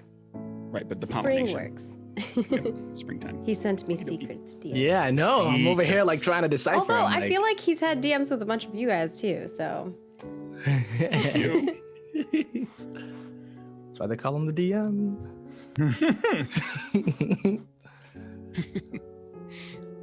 oh, where's my drum? I know I have one here. There There you go. I could have done it too, huh? It's just on a different folder than my music. Take it away, Greg. Take us to the lands. All right. So what do you do, Clowny Bear? Oh yeah. So I'm getting like I'm seeing this essentially ghost next to me, asking me where I went. Right, of you've the got girl. grown-up Thumble in front of you, holding the hand of a little girl who looks just like Thumble, and then a ghost version of Thumble that's crying on your shoulder, asking where you went. Oh. Can I All the emotions. will myself to ignore the thing on my shoulder because what is in front of me is what I've been wanting forever.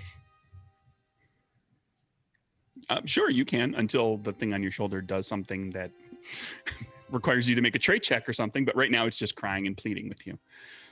I'm sure it's in my ear. It's distracting me, and I'm trying to focus on Thumble, but it's like that devil angel shoulder type. Yep. Devil on shoulder. Thumble, I've missed you so much.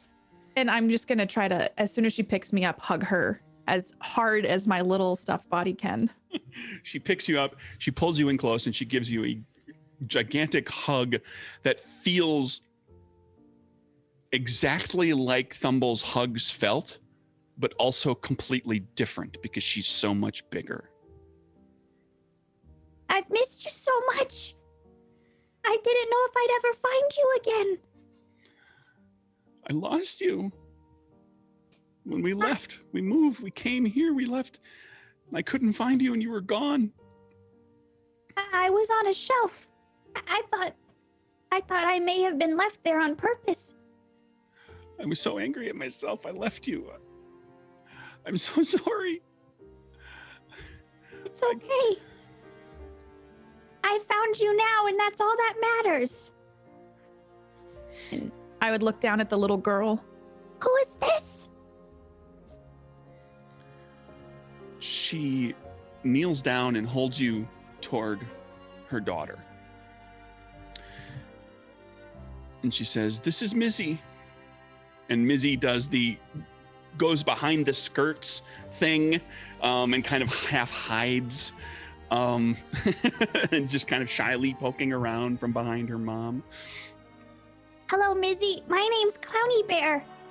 I'm one of your mom's oldest friends. She looks up at her mom and says, "It's talking." She's clearly kind of like a little disconcerted, but also clearly like tickled by the idea that the stuffed animal is talking. I look up to Thumble. I didn't know if I'd ever find you again. I wish the circumstances were better. When Mizzy was born, I wished so hard that you were still with me. I wished so hard that you were back, and now you're here. Are you going to stay? And to remind everybody, because this doesn't necessarily always stick in your head, I have pointed out that the girl here is about 3 years old, and that Clowny Bear woke up about 3 years ago.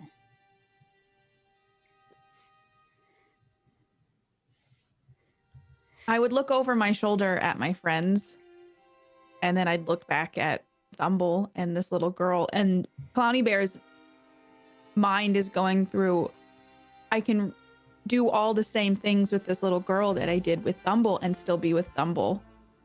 And Clowny Bear would want to stay with Thumble and Mizzy, because this is everything she's ever wanted. And while helping the world, she has this like dichotomy of, well, if I don't stop this bad stuff from happening, would it be safe for Mizzy and Thumble? But I also want to stay.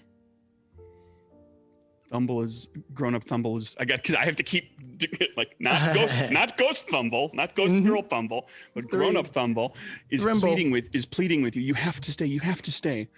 I wished for you to be here, and you're here. I want to stay, but the world's a mess, and I don't know what the right thing is to do. What happened in this town? Are you okay?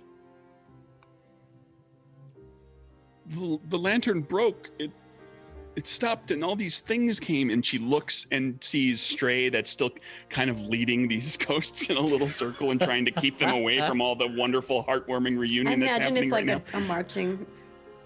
And there are ghostly brownie people within that group, and they're kind of looking at Thumble and Mizzy, but still sort of transfixed and following Stray. That, I mean, and all of you know in your hearts that like the moment Stray stops doing this, they're all these ghosts are going to go back to their people, to their, the person that they're haunting. And until the lantern is dealt with. I will help with this village, and I have to talk with my new friends, but This is all I've ever wanted, and I want to stay with you. I have missed you more than I have missed anything. She pulls you in and hugs you tight again. And now Mizzy does the, like, because you're up in the air a little bit, and Mizzy's now holding out her arms like she wants to hug you. Oh, I would reach down and immediately like put my little bear arms and like go to hug Mizzy, because it's essentially an extension of Thumble. So like this is my favorite person, and now I have a bonus extra favorite person. 2 for 1 deal. I got 2 for 1, and so I And just hug Mizzy so specialty. tightly. And Mizzy gives you a hug, and it feels exactly like it did when Thumble hugged you. Like she is her mother's daughter. To me, as I'm hugging Mizzy, I feel like that when you're looking for that like puzzle piece or that one thing that provides you that like I feel okay now. I feel like with that hug from Thumble and then Mizzy, Clowny Bear's just feeling complete for the first time since I've come to life. Moonbeam and Rhapsody, because I'm gonna have you make mind checks. Target number 5. Stray, you're kind of busy. Mm-hmm. And clearly Clowny Bear is as well.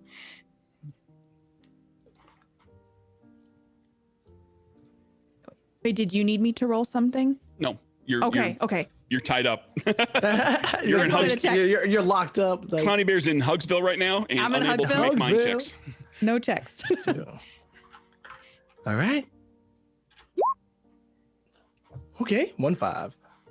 It's you one. Rhapsody, get some shadow. just because. Mark 5 shadow. What? Oh, thanks. I'm the GM, and what I say goes. How many shadow do you have, Rhapsody? Matt 2. Oh, okay. Yeah, he's pure. I'm Moonbeam's gonna Rhapsody be- is- Comparatively speaking. I know. We've seen If how we quick get things all- can change. All 3 of our corruptions, then we go to the dark side, right? Then once you have 3 corruptions, when you fill the shadow track again, that's when you So fall. the 4th time. Yeah, you have to go through the shadow track 4 times. Fun. Hmm.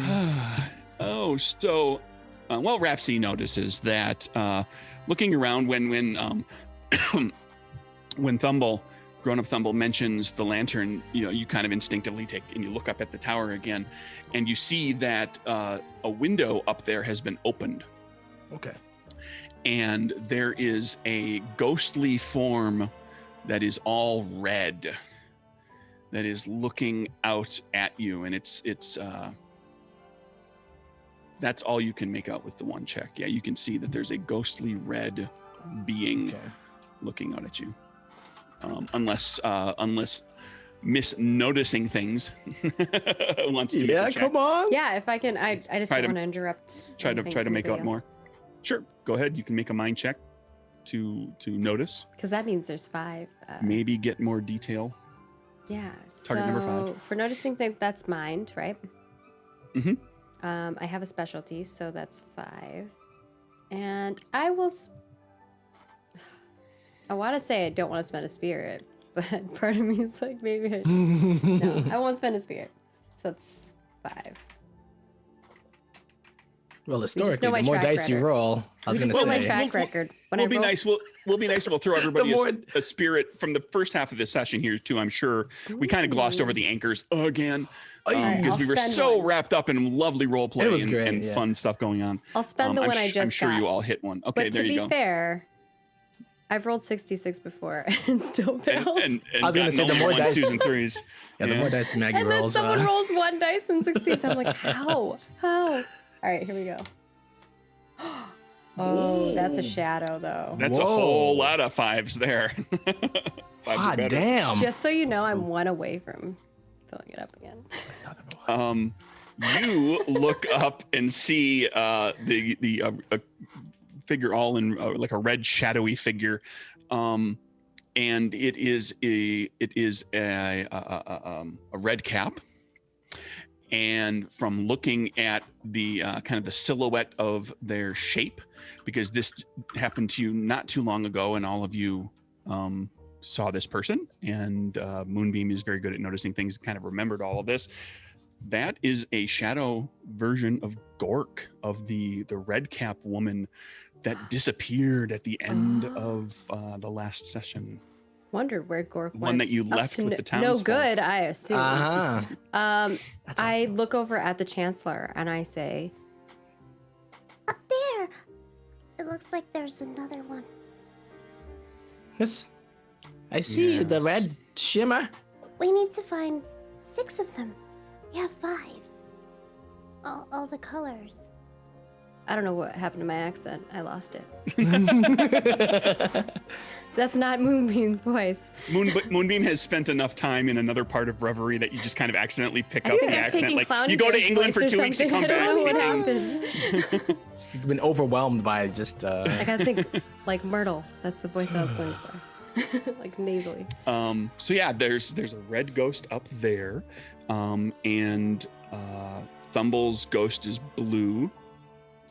The We had thing orange, the thing that's yellow, following you is blue. orange. The dandelions are yellow, Mhm. and Rhapsody's troop Green. master is green, Green, yeah. So, and then red. and We're red just is missing there. the last color. Indigo says, "Well, you'll have to find Well, do you violets know wherever the who would violet have? violet ghost is. We need the violet ghost. We need all 6 colors. The lantern won't work without all 6 colors." But who would have the violet ghost? Violet is a color of bravery. Who's When you the love something bravest? truly, you will be brave. But the ghosts are always the flip side of the coin, so you're looking for something cowardly, something hiding.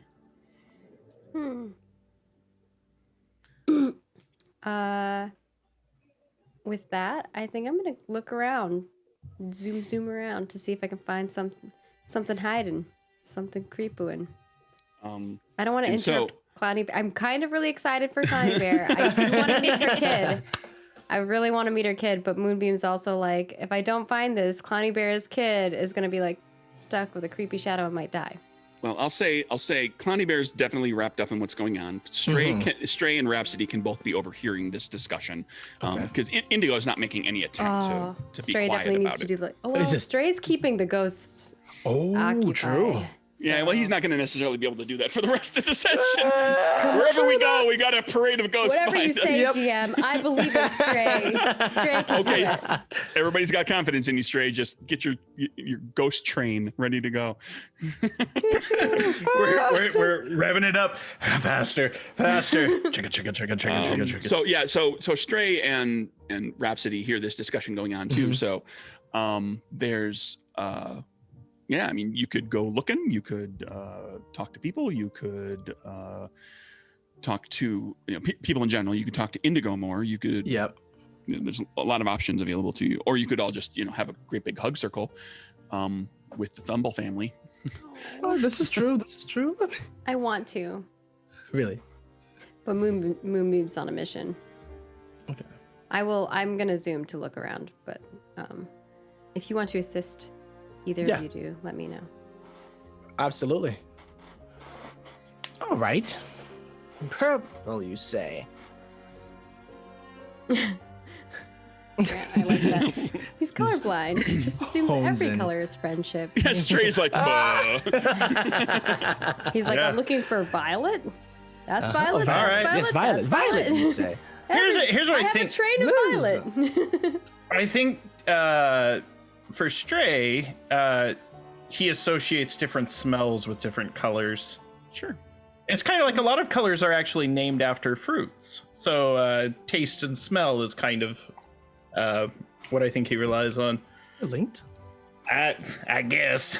It's a while. So I guess. Okay. Everybody can make a mind check, target number 6, to find something, a ghostly thing that is hiding. Yes. Cowardly Mind ghost. check 6. Definitely Yes. using Did the that. spirit. I don't think I can do it Definitely using again. the spirit. All right, I'm definitely spending spirit. And this is going to be like this takes time. Mm-hmm. Yeah, we're This going. is, this in is and gonna out. be scouring this the right now. Yeah, I'm I like bounding imagine up we're and going and to a lot be of checking. time away spent. while Clowny Bear is having the most beautiful conversation. I'm going to cry. So mine will be 3d6. We both did it. Oh my goodness. Oh my gosh. So yeah, the one that can fly and then the one that can jump up. And I don't get a shadow and- this time. I know. Finally. Do we get anything? Spirit. Yeah, Spirit. one hit gets you a spirit. Yeah. I like that. I like I- spirit. Okay, so the two of you are spending a bunch of time doing that.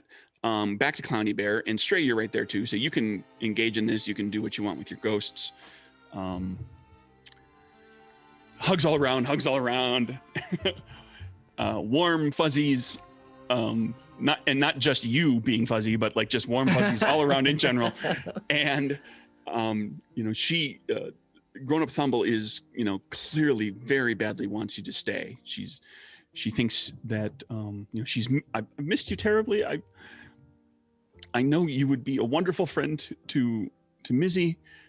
And for the record, when you were Thumble's friend all those years ago, you weren't alive in the sense that you are now. But she appears to be taking all of this in like really good stride. Like oh my childhood, my favorite childhood toy is now walking around and talking to me and calling me by name and wants to meet my daughter. Yeah, because I have to remember, because Connie Bear's just like, oh, I'm used to being alive, but it's probably very unnatural for anybody to see something like a stuffed animal just walking around talking and interacting. And it again, now we find you having another memory that comes back to you. In fact, at this point, many memories of your time spent with Thumbles comes back to you. And you remember when you were with her when she was a child, and you were, forgive the expression, just a toy.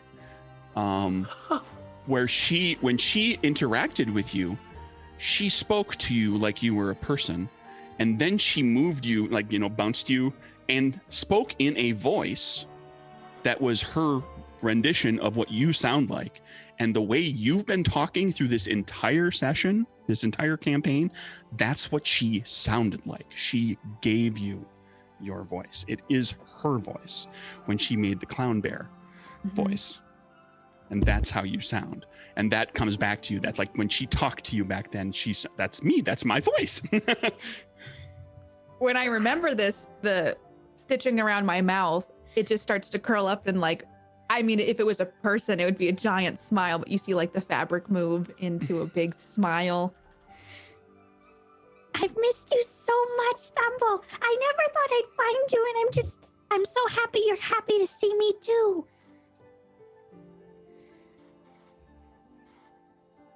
And the smile fades a little bit from her face. It's still there, but it's not as strong as it was. And she looks and says to you, watching Katie just like deflate, like, oh, what's coming? I'm like preparing myself for the worst.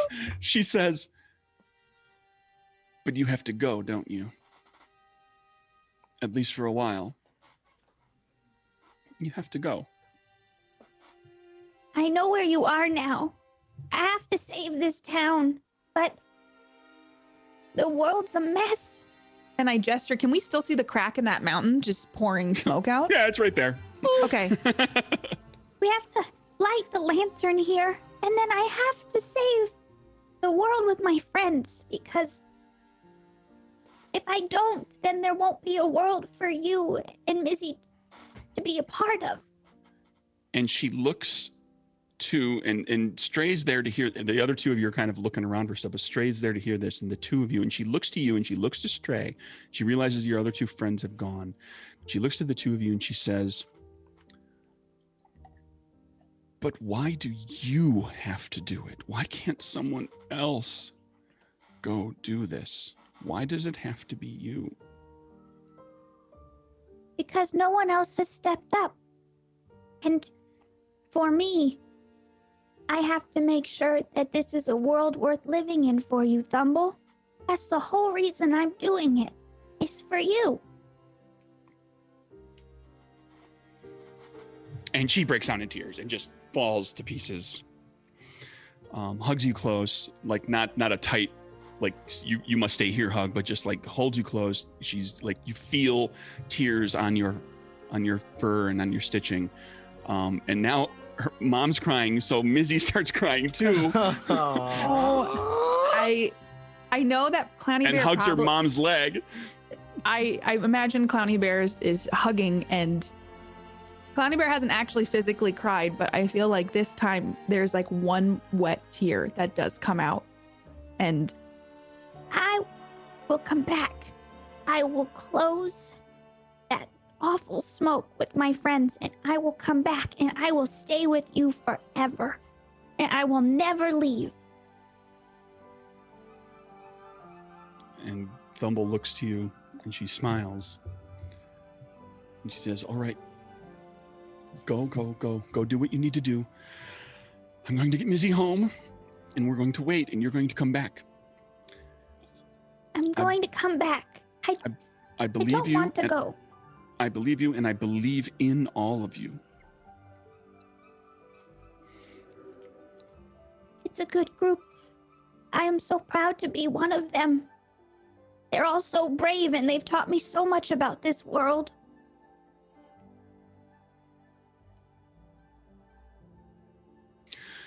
All right. And she gets up, grabs Mizzy, picks her up. Okay, go. Before Thumble, I change my mind. Thumble, there's one more thing. Yes. I love you. I have never stopped loving you. I have never stopped loving you or wondering if you were okay. Or if there was a storm, I would always send a wish out that you were safe and you felt okay with each thundercrack. Or if there was a monster under your bed, I would get my sword and I would protect you in your dreams. And I will do that for Mizzy now, too. Everything I do is for you. I know. And she picks up Mizzy and she hurries away. She like she's shuddering and you can't see her face, but you're sure she's crying.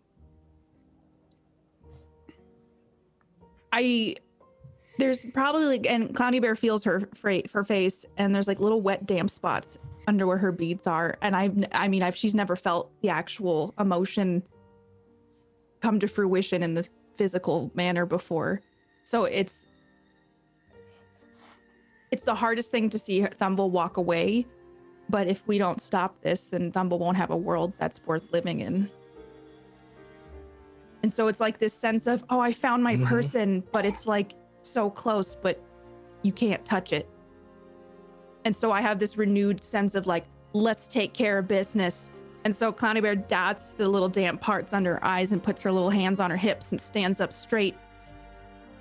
Stray, we got some business to take care of. Jeez. All right, Stray, what's up with you? Camera pan. Stray, now this is I imagine Stray walking in these goes to the circle still, but with his eyes like fixated on all of this that's going on and lip quivering maybe, or just somehow. And you've seen all of this happening. Yeah, I get a motion for Clowny Bear to hop on my back. I bound over and just like hop on, like ready to go wherever we're heading next. Because I want to get back here as quickly as possible. And yeah, let's Stray. take off and find. Yeah, go ahead. I want you to meet Thumble when we get back. Oh, I certainly would love the opportunity to meet someone who's so important and so precious to you, and maybe give them an opportunity to scritch my ear or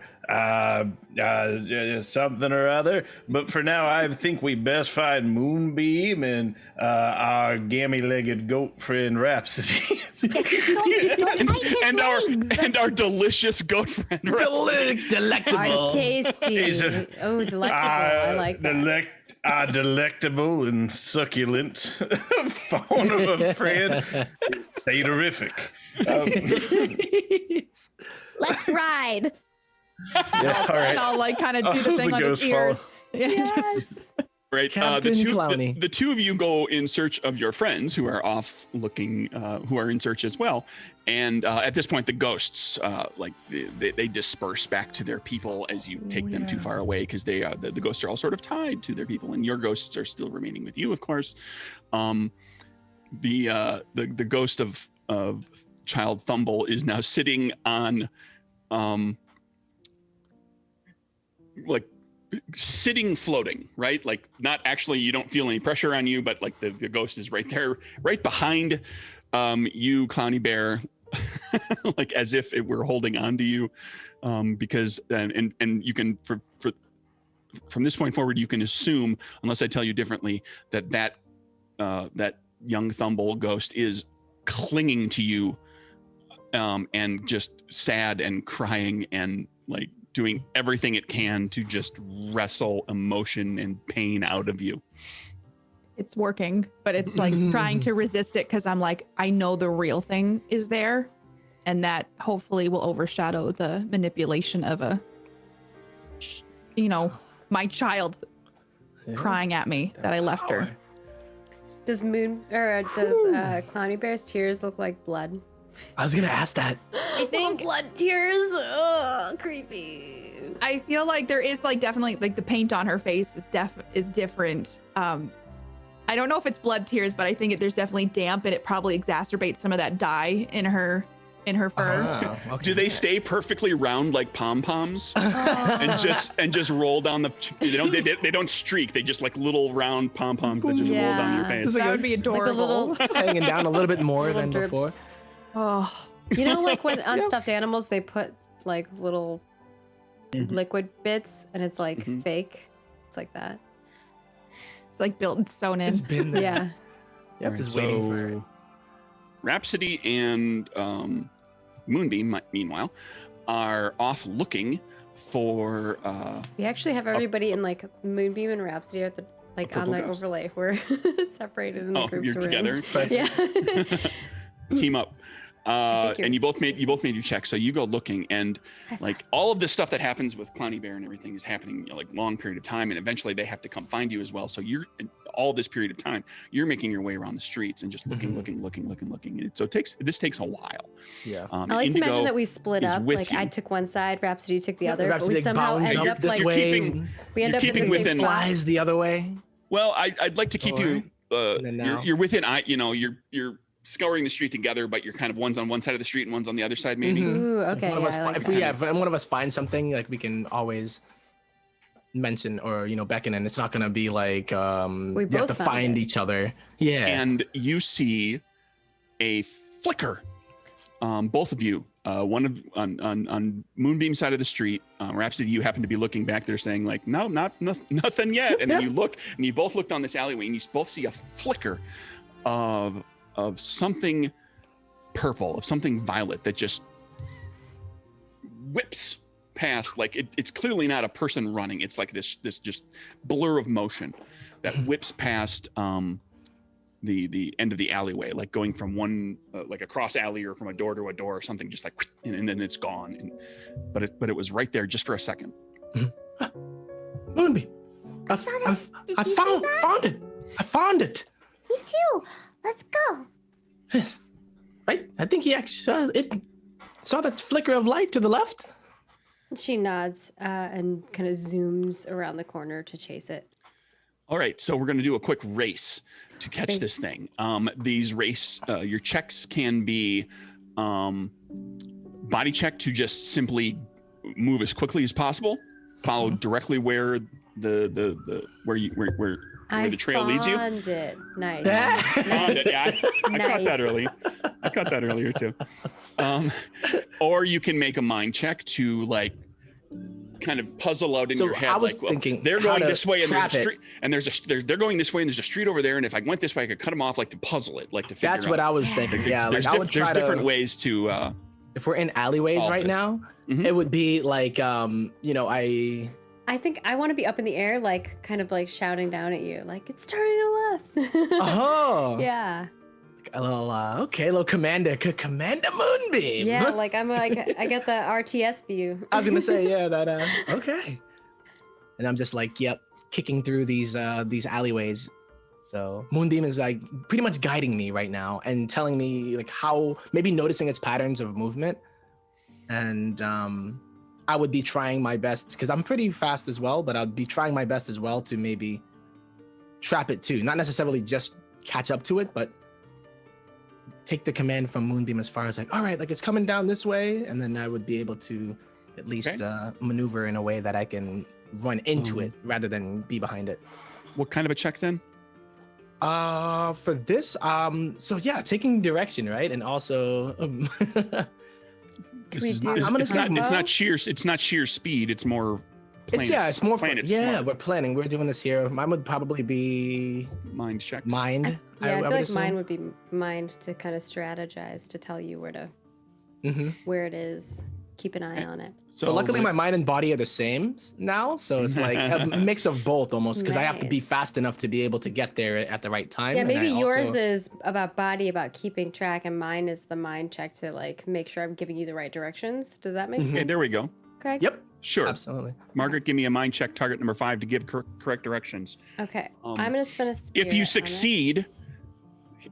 succeed, he gain Rhapsody gains advantage on his check. If you fail, he suffers disadvantage on his check because you give Oh, bad directions. That makes sense, Oh, that's though. good. It's fair. It's fair. That is fair, very fair. So I have mind. Plus, I'm good at noticing things. I'm also good at hiding and sneaking and escaping. So I feel like maybe I have like, I know I only get +1 for that, but like I don't know if get anything extra.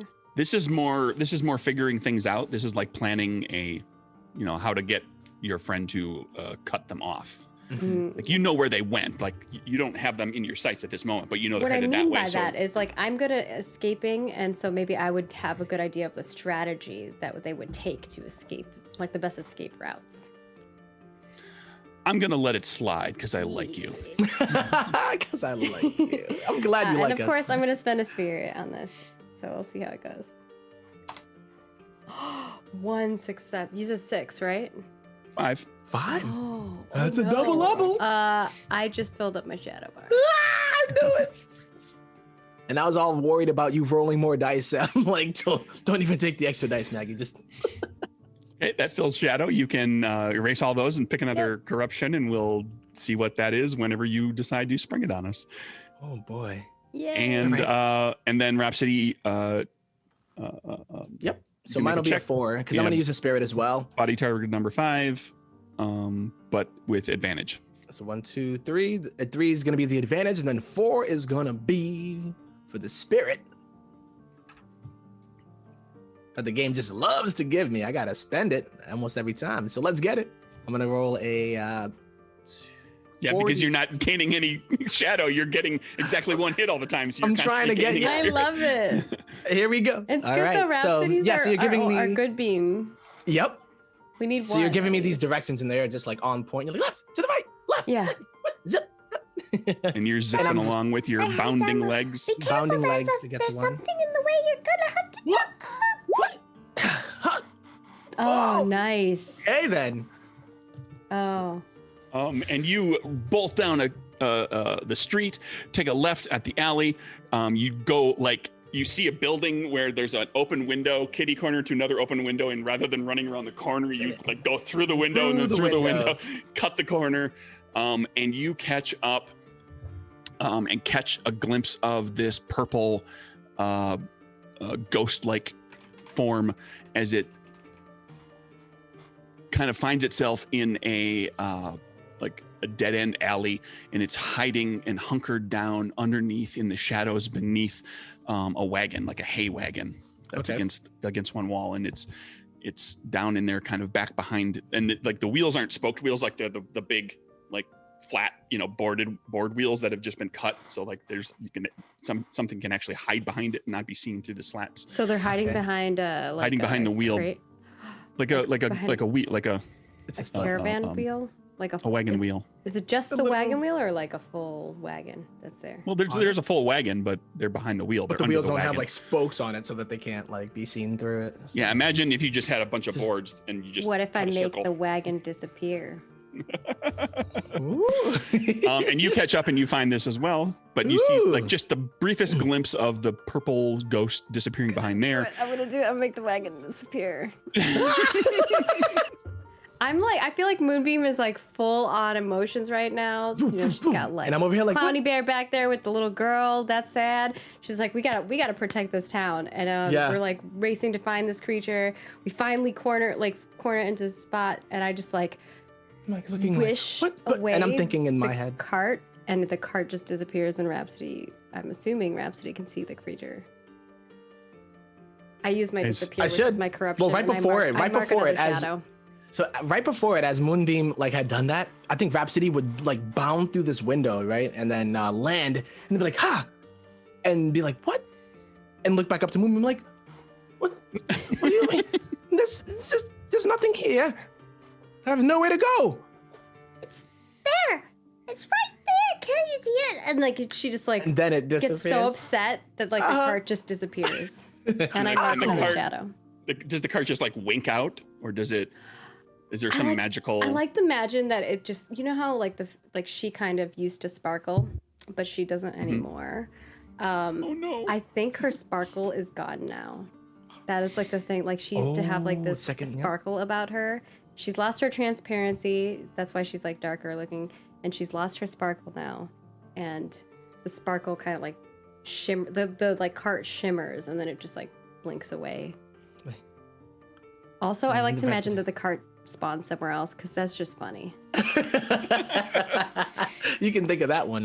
Reappears somewhere. I like to imagine. I don't know if any of you guys play Overwatch, but the guy who just like pulls out like guns out of his jacket all the time. What's his name?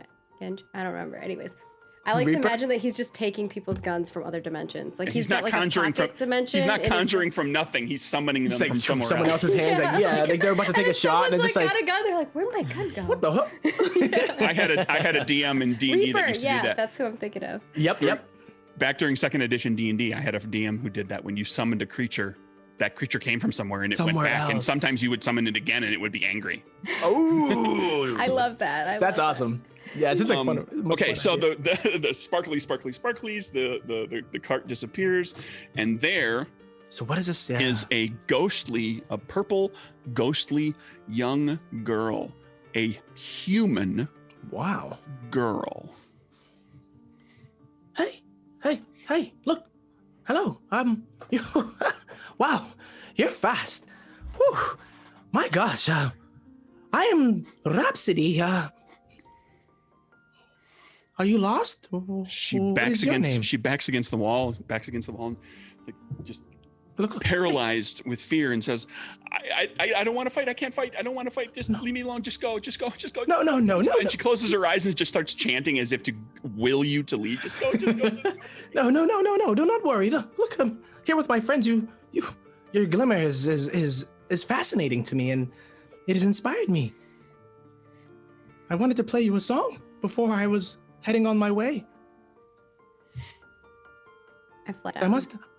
I must ask you one thing. Do you know anything about the lantern that went out in this city? For I believe that we can bring it back with the power of music as well as yourself. I don't know any lantern. Why do you have horns? Are you a devil? No, absolutely not. I mean, the devil did go down to Jaws, but I have not quite a fiddle. You know, he played a fiddle, and I play a ukulele, as you can see. We, Let's get a charm check out of you to ease her. Oh, sorry, Margaret. Yeah, Go ahead. I think Moonbeam kind of like flies down. And she's like, we need your help. Let's see a charm check out of Rhapsody. Yeah, I'm using the spirit for this one too. 'Cause Absolutely. You are the master of just gaining a spirit because you always succeed with one hit. Well, this one I finally got a double hit. Yeah. So that is another so shadow for me, is good. it not? Target number Ah. 6 to bring her down, to calm her down. Wow. So charm is 3, spirit will be 4, and performance can be 5. No, No. I'm gonna make you work for it a little bit. all right. he just wants to bring you Oh, I guess I am the devil. I You really definitely am. got the No. shadow. Six. More shadow for you. I truly am the devil, though. And she, no. you assuage her Oh my god. concerns with Wow, a that was- boon, with like one of the most devilish roles I've seen. She called me the devil, literally. Like, The damn. context of Because- it was so good. What do you? And she says to the both of you, kind of answering Moonbeam's question. What do you need me to do? I can't fight. I'm just a little girl. I don't think we need you to fight, but No. we need all the colors, and you're the last one. And we need you to be brave. I don't know if I can do that. Well, you don't have to do it alone. We'll do it together. Absolutely. Moonbeam kind of points to her creepy orange friend. And he's And- kind oh of my God, sneaking up on you again. I know. I don't know how could LaFonda keep up. Oh, LaFonda like just floated right along, no matter where you went. Like LaFonda was just zoom. Yes. Right and there. My, Yeah, and my ghosts friend keep here up. as well. Yes, my friend here as well. With a nervous laugh, kind of, as he does play it. And this was a song that this one taught me. Well, not directly, but I watched her play on many days where she used to have stage fright.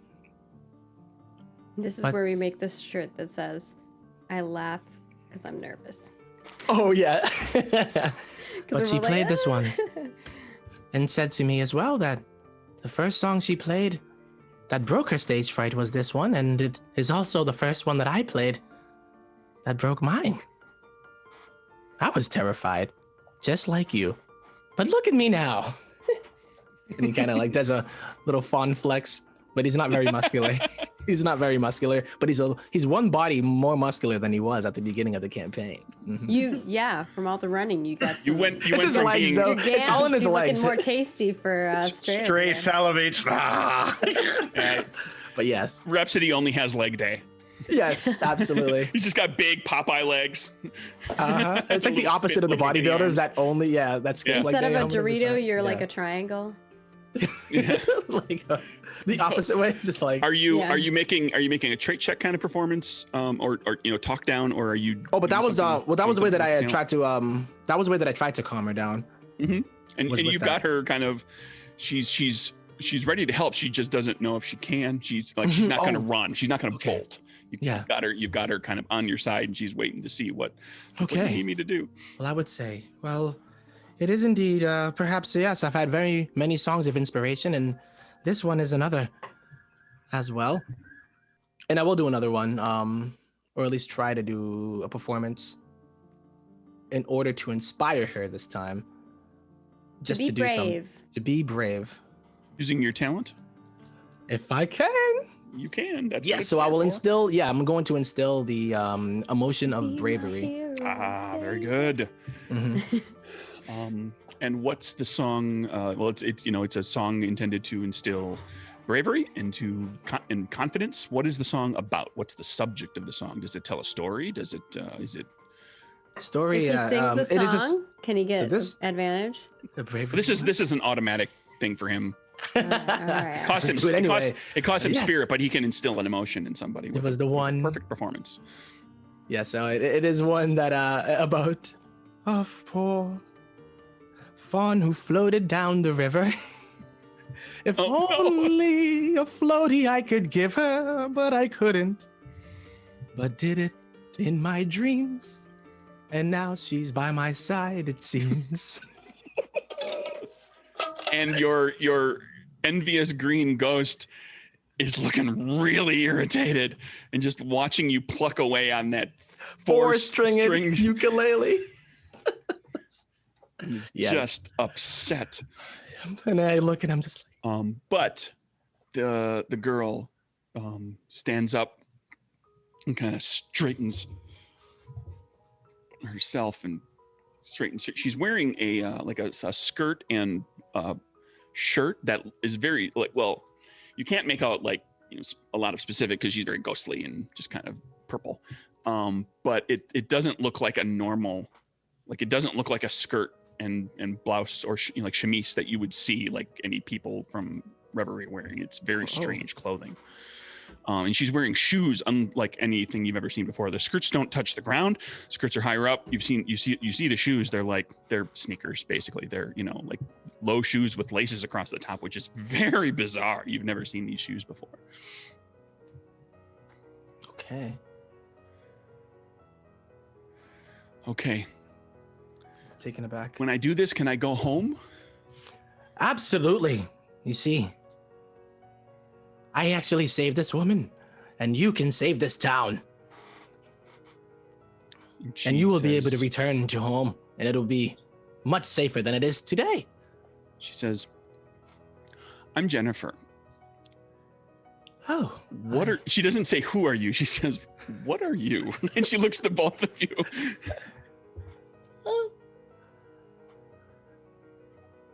You can answer. I am Rhapsody, the great embodiment of Hapsody.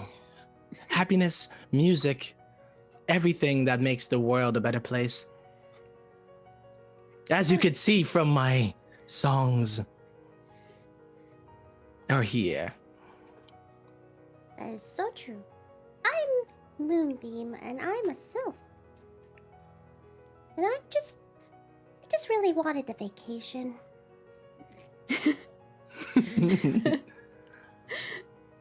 She did. She did. She says, They did. are you a, she asks you because you're so small, are you a baby? Where's your mom? No, not a baby. And Do you have a mom?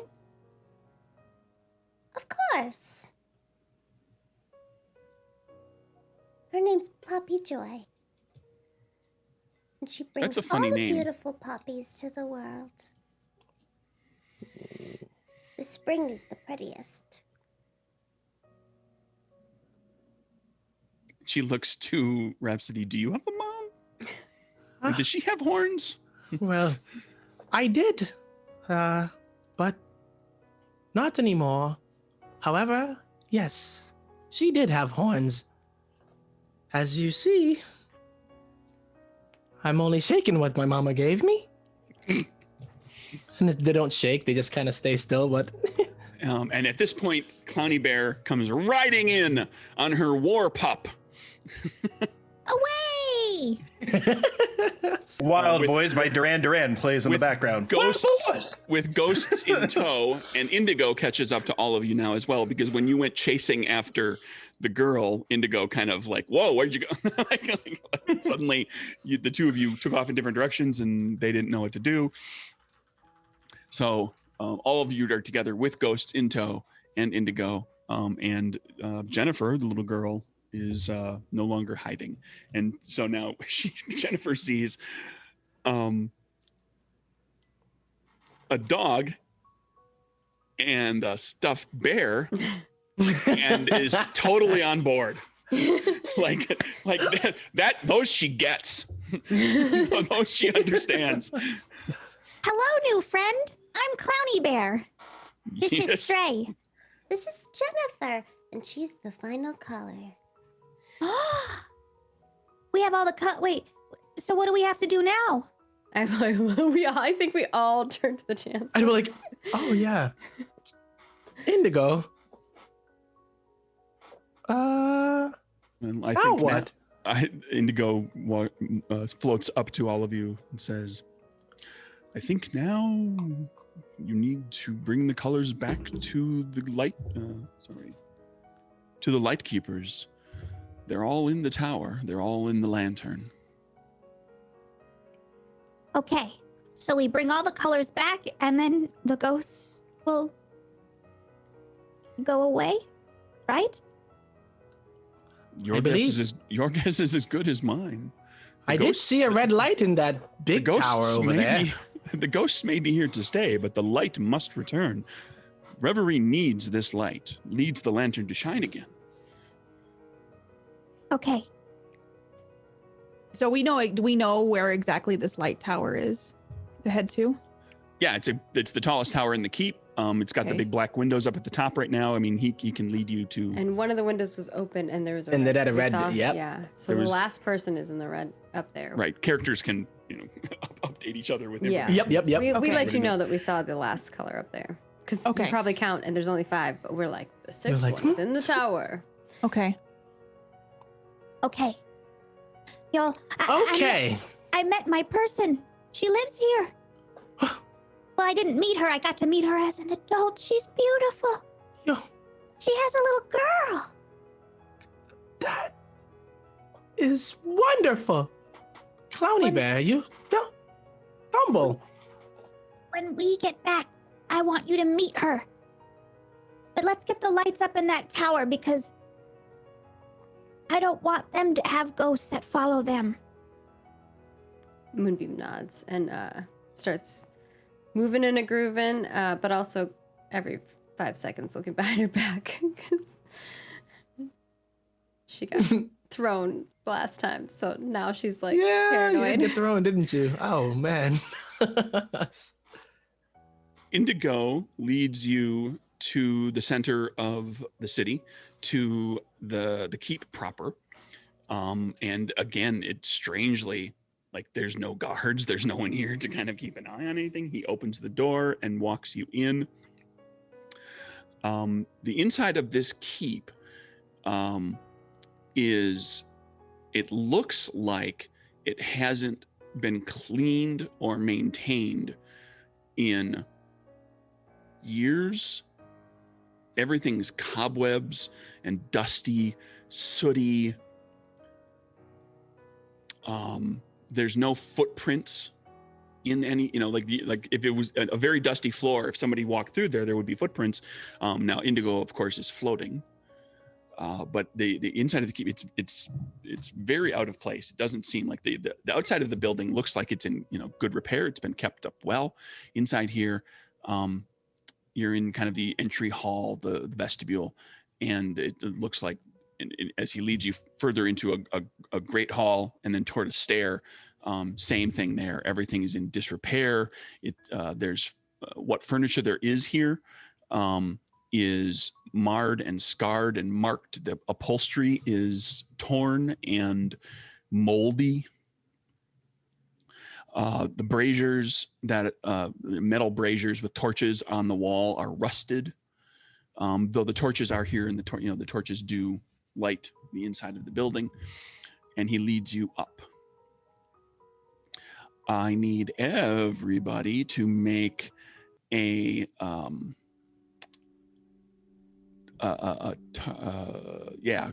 heart check target number 5. Ooh. All right. As Right. each of you has some amount of I don't make it. shadow to you, and you've been touched a little bit at least by the void. And as you climb the stairs, it gets colder and colder. And for those of you who have gained corruptions, the voice is louder. But even for you, Rhapsody, there's a voice that says, come up the stairs, come closer, come to Right. me. I'll give you Oh. everything you want, everything you could ever hope for. All right. I will spend a spirit. I will indeed. Would this that's fall under 4. overcoming fears at all? Let's call it that. Yeah. Okay, so This is the void, the voice of the void, the Okay. conscious, Mhm. the disembodied consciousness of the void speaking directly to you as a corrupted person. okay. So I would be using my talent and spend a spirit to re-roll. So I don't believe I got it the first time, and then I got it on the second one. Okay. And it was 5. Target number 5. All right. I got 1. I did not succeed. Got one. Oh. So everybody except Moonbeam succeeded. Yes. Yep. Yes. Moonbeam gained 2, Mark 2 shadow. Wow. Welcome to Short Campaigns, Sup, son? where I can mess around with you. And you, Moonbeam, you are deep within your soul. You know that, like, the place that you're in right now, this is not how this place should look. This place should be clean and upkept. But that corruption has kind of befallen this location, this place, and more so than at those other places you've been previously. This place has been touched by the void itself, not just one of the void's minions coming in and disrupting the merriment machine or stopping the bells. This place has the stench of the void in it. And there's a part of you, to corruption girl that you are, there's a part of you that really wants to stay here, because you know if you did, you would gain more shadow and more power. And you might be able to bargain with the void, and you might be able to get it to spare your family. Moonbeam sticks And around. you wouldn't have to do longer. anything. You wouldn't have to fight. You could lounge about. You and your family, all the people you care about, could survive and just be just fine in whatever comes after. Ooh. If you just stay here. Yeah, while you guys are kind of moving forward, Yep. Moonbeam. Like, whew. So there's this Sticking trek back of a people little. going up these stairs to the tower, and the camera kind of pans in on Moonbeam, and she's now we're like inside her head, like at the inner workings of what's going on, and she's Yeah. the void is talking to her, and it's tempting her. Yeah, she kind of like hangs back a bit down the stairs. Yeah. I'm assuming whatever they find up there, she's not going to be there whenever they get there first. So you're trailing everybody. Subtly, just Yeah, trailing, she's, kinda like, That's the staying plan. You're going behind. along, but are you staying behind, or are you just staying at the back of the line? Staying back, like pretty far back. Okay. Yeah. like slowly, kind of just like. Slowly, yeah, making her way up. Okay. Sheer will is the only thing that's keeping her moving forward. As you head up the stairs, you're climbing the stairs, and you're climbing the stairs, and you're climbing the stairs, and Indigo is floating ahead of you, and Jennifer she says, "When are we going to be at the top? Are we there? This tower is so tall. The stairs just never end." And all of you realize she's right. You've climbed enough stairs, you should be at the top of this tower. And the stairs just continue to wind on top of you. This spiral stair just keeps going and going. Maybe we should just stay. I mean, do we really need to worry about it? Of course we do. Well, Of course we do. That's the reason we even came to this place. But upstairs is what I do best. Stairs and hills. Here's it is. They're close cousins, closer than you think. Same phylum, genus, and species. Indigo says, "We should have passed landings for other levels of the tower." And you realize that, yeah, you've been walking the stairs. Stairs No. just like it's been nothing but stairs, and you're just going up and up and up, and you've climbed farther than the tower is tall. Mm-hmm. Yeah, I'm gonna look at Indigo like, Indigo, what gives? Even with these completely beefy legs of mine, but they're even starting to get tired as well. Are we there yet? Why are this? Well, why would the stairs keep going? The building's not wouldn't. that. I mean, it's tall, but it's not this tall. They wouldn't. There's magic here. There's something there. We should have passed landings. We should be at the top. There's something happening here. Something dark. Something anyone from the sense it? void. Anybody who has a talent that has the keyword magic can make a heart check to sense the presence of magic, and learn this is like a general, in D&D terms, detect magic, right? To kind of figure out the nature of this magic that is here. Okay. I think I could I Moonbeam could use an expert perform. Oh, have being shut down is it's oddly quiet and hanging back. Okay. I know that normally in the past, Moonbeam is the one to help detect magic because I know you have a skill for that. I have a minor magic. Would would that fall under that umbrella? Right. The Maid of Magic talent. Yeah, I have using minor magic and I have crafted form and made of magic. Yeah, and one of them has magic in parentheses. Yes.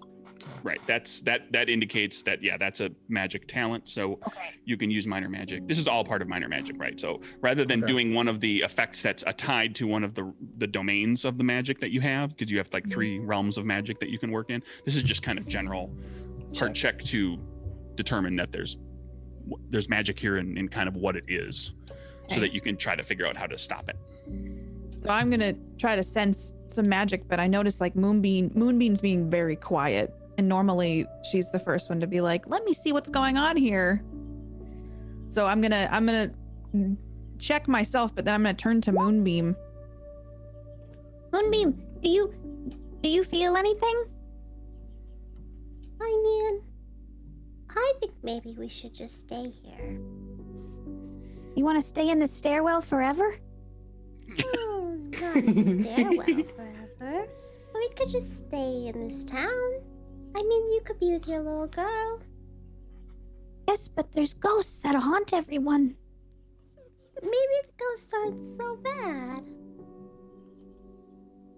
I don't want to talk about it, but the ghost I have is of my girl, and she's constantly asking me why I left her. I don't want to be reminded of that my entire existence. Well, maybe you don't have to leave her anymore. Are you okay, Moonbeam? I'm perfectly fine. Will you do me a Trey's favor? going to interject. Go ahead before I interject. Will you I do me love a it. favor and check to see if you feel anything magical? Moonbeam like looks around. Does she detect anything magical? I don't really have any. Well, you can. skills for that. Moonbeam can make a heart check versus a target number of 5 to determine some things, or you can not make that check and lie to Clowny Bear. I like the idea that she lies to Clowny Bear. Oh.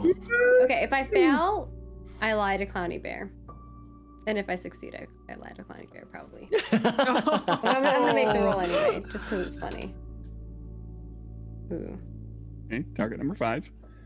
Clowny Bear, was that Kitty? Was that your check earlier, or did you still have to Yeah. make your check? That was your No, check. I Okay. rolled it right before I talked to Moonbeam. Okay, so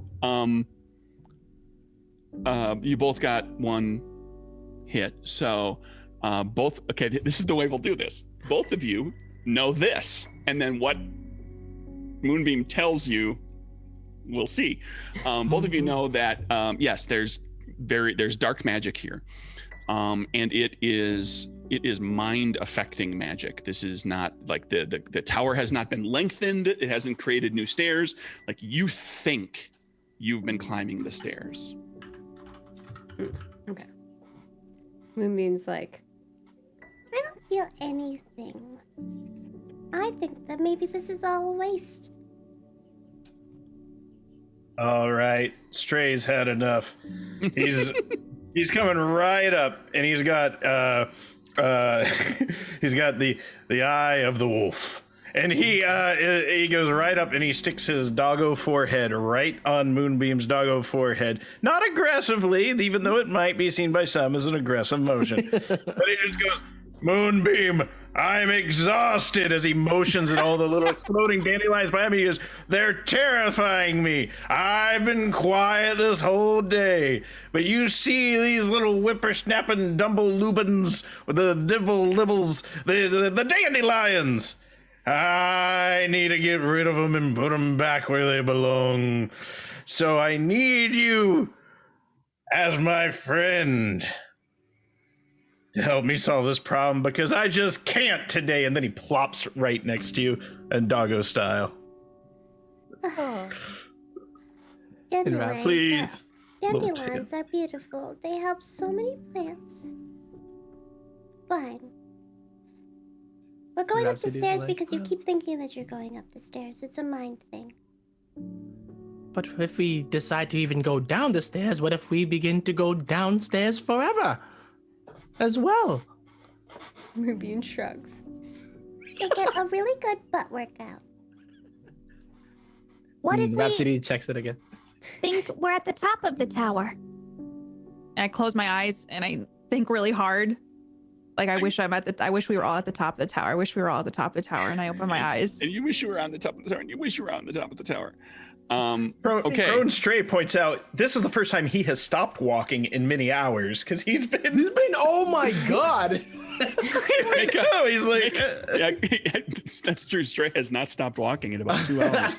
Moonbeam has her arms crossed as she sees Clowny Bear like doing that, and she's like, "Oh no, they're gonna figure it out." Yeah, give me a heart check, target number 4. Okay. Does that fall under any magic use? So can I use my specialty or no? It's not specifically using your minor magic specialty. This is kind of a resistance check, essentially. I'm going to spend a spirit to make it a 4d6. Also, Clowny realizes that Moonbeam kind of lied and that I also know it's like mind magic. But I'm not going to... Clowny Bear's like, we just got to get through this, and tries to will us. Oh no, that's another. Ooh. That's a shadow. Is it now? Oh. You could also be here But- forever with your little girl. But on the upside, we're treating all of this like a group check. So you got a success for yourself, and you got a boon out of it. So you can take somebody with you. Like you, as you're chanting to yourself, we're on the top of the stairs. We're on the top of the stairs. You reach out and you grab one of your friends and you kind of nod to them and you get them to close their eyes too.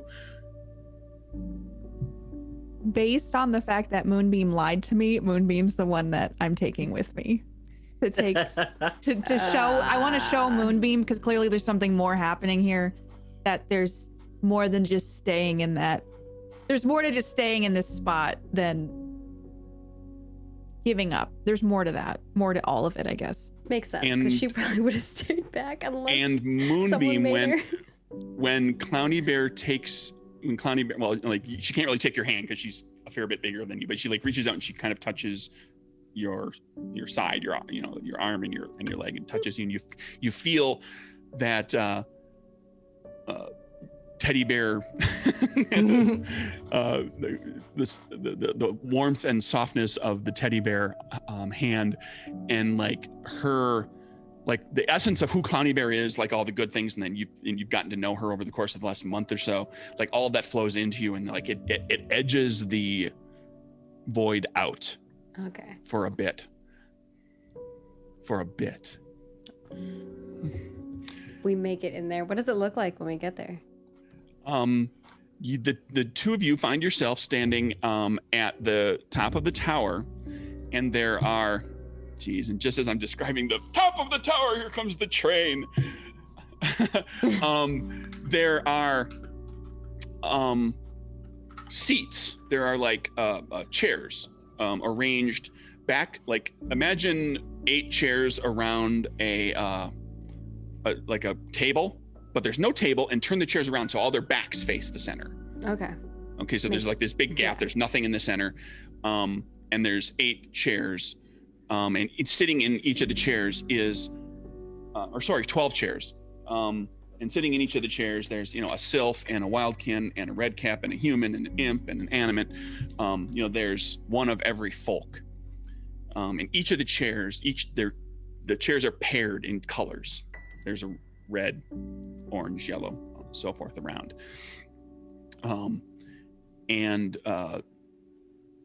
The two of you are standing there at the top of the stair looking at this, and your friends are there, but they're looking around and talking to each other like they're still on the stairs and they haven't seen the top yet. Okay. When Clowny Bear takes me into there, Moonbeam kind of like gasps and then is like, kind of And shakes so- her head. The group of you that are still think you're on the stairs, you see Moonbeam and Clowny Bear still there. They're there with you. And Moonbeam says to Clowny Bear, Thank you. Look, there's so much more than just staying in one spot. I know my girl is here, but I don't want her to live in a world like this. I don't want any of you to live in a world like this. I know, but the void was talking to me, I think. And it made a good point. I just really want to relax. And this has been very exhausting. It has. All of this has been difficult and hard to overcome, but at the same time, the pain of losing my girl was much worse. But it said The thought of losing any of you. But it said it would protect my family. Do you think the void would protect your family based on all the stories we've heard over the years? This is Probably your not. family, Moonbeam. Well, how do we help them? Moonbeam points at the others. And all of you And what do we- are hearing them have this, hearing the two of them have this conversation. Yeah. Oh, like in like You're We're all them in the next same to each place. together, like- You're all in the Yeah. same place. It's mind magic. They know Yep. they're at the top of the tower. They see the top of the tower. All of Okay. you think you're still sit on the stairs. So they're having this conversation in front of you, Yeah, and then I point to acting you as all, if I'm like, they "How are do we not on the help stairs you?" anymore. And then yeah, Rhapsody's probably like looking at Stray and looking at Indigo, and it's like, this must be some kind of sorcery. Can Music I, like, is touch magic. Rhapsody and try to like Music is magic. take him So in? I'm just gonna say, I've never learned a song about magic or travel before, but I feel like I can make one.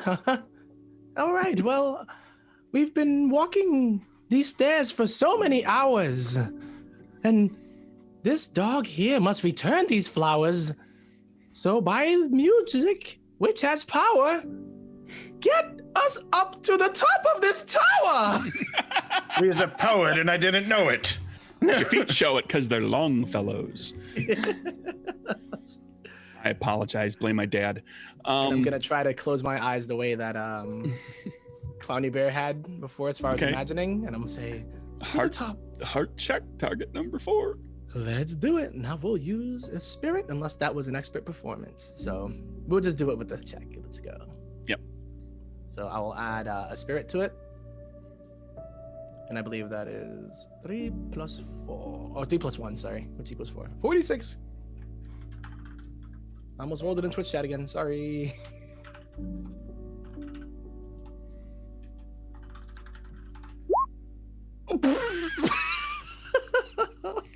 That Oh, gets no. you and somebody else. No, target number 4. Oh, I thought it was 5. Okay, No, sorry. no, target number 4. That gets you and somebody else. Whoa, that gets me to my 5th shadow so quickly. Oh You're my welcome. god. And I was Yeah, talking that's about You are a good being and now you are like us, corrupted. One of us. Mhm. Into the Godfather, here it comes. Yep. But So, you can yeah. take somebody with you. Okay. And keep in mind you have you have 3 other people with I you was right gonna say now. we have Because Violet. you have Indigo and Jennifer. Oh no, Jessica, right? Jennifer with you as well. Oh. Oh my. I feel like I would. Oh, these are my 2 best friends. Not my best friends, but I feel like I have a duty to bring Jennifer up. Okay. But in my mind, I'm also like, Stray. I think in my mind, I'll take Jennifer up. Okay, and Jennifer goes with you, and both of you see, what I described before. Now you realize, oh, we've been at the top of the stairs all along. We just think we've been climbing the stairs more. And you see the chairs with all the people in them, and now rising up out of the middle of the chairs where they're all back to each other is a red ghost that is shaped like a red cap. And it starts to fly over toward the group of you. We remember you. And Stray. You know, I once chased my tail for 7 months straight.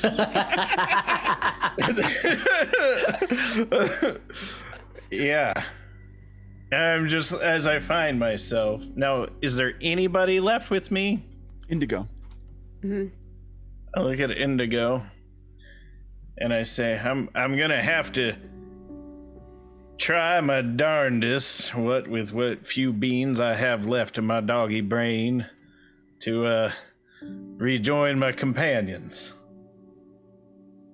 You shake and shake the ketchup bottle, and it'll come, and then a lot'll, and then Yeah, heart check target number 4. Yeah, it's for the... all right. Let me. There.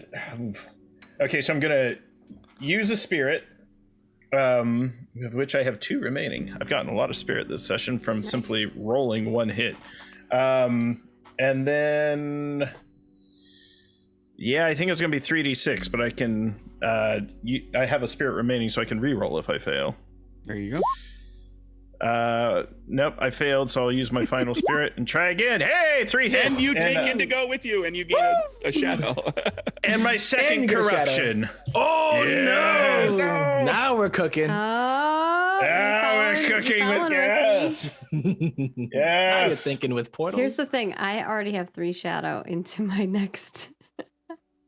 Oh my god. Yeah, so it's one of those things where if it looked like Rhapsody hadn't been missing leg day, or every day was leg day, at this point Stray's becoming an old chunky boy. He's getting the big old wolf paws, and like his tail just shoots out like a majestic plume, and he went from having like magnificent fangs to just brilliant blazing blue wide eyes, and he's just like, I can feel the void course through me.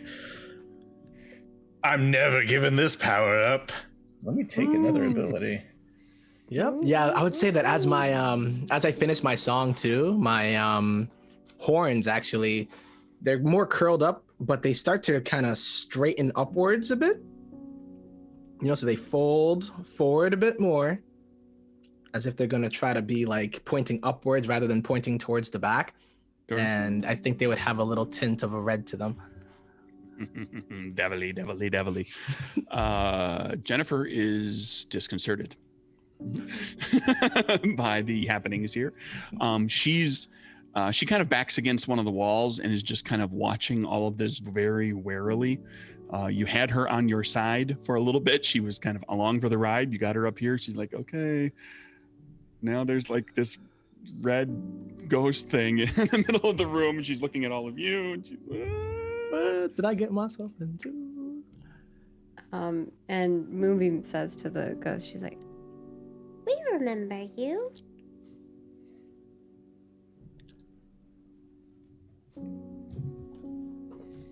does it Oh. fly? Oh, so this is It's like the red cap that we saw. Yeah, in Comfort Cove. Gork. Gork, yeah. orc. Does it say anything back to me? Gork. No, it just kind of it floats in the air ominously. It raises like both of its arms out at its side, straight out, parallel to the floor, and just looks at all of you. Do we need to sit inside of the Just chairs? floating in the air. Yeah, quick question too. Does it look like when we had restored him, or is it more so like the time when we first saw it with like the empty eyes? Wait, it's she looks she has eyes and ears and like normal face, like after like how you left her. Okay. Does We it look did like leave her, can didn't we? sit in the chairs? Turned Like, her over. does You it, turned her over to the town. Yeah. does it look when like you there's went a to the spot island. for us to sit in the chairs? There are 12 chairs with 12 people sitting on them that seem to be sleeping, but Oh. seated. Moonbeam's gonna kind of fly over and look around at the people. You go around. There's the 12 chairs, each paired chairs of each of the 6 colors. With one, each chair has one of a different folk sitting in them. So all the regular folk that you kind of expect there to be, plus a human that's sitting in one of the chairs. And there's sitting in one of the chairs is a like animated suit of armor There's like nothing inside the armor, but it's just this suit of armor that's sitting there. It's got a helmet that's just like there's nothing inside the helmet, but it's just floating above the armor. And then on one of the chairs is seated a falcon. Ooh. Moonbeam goes like inside of the helmet, and then she's like, How do we wake them up? Yeah.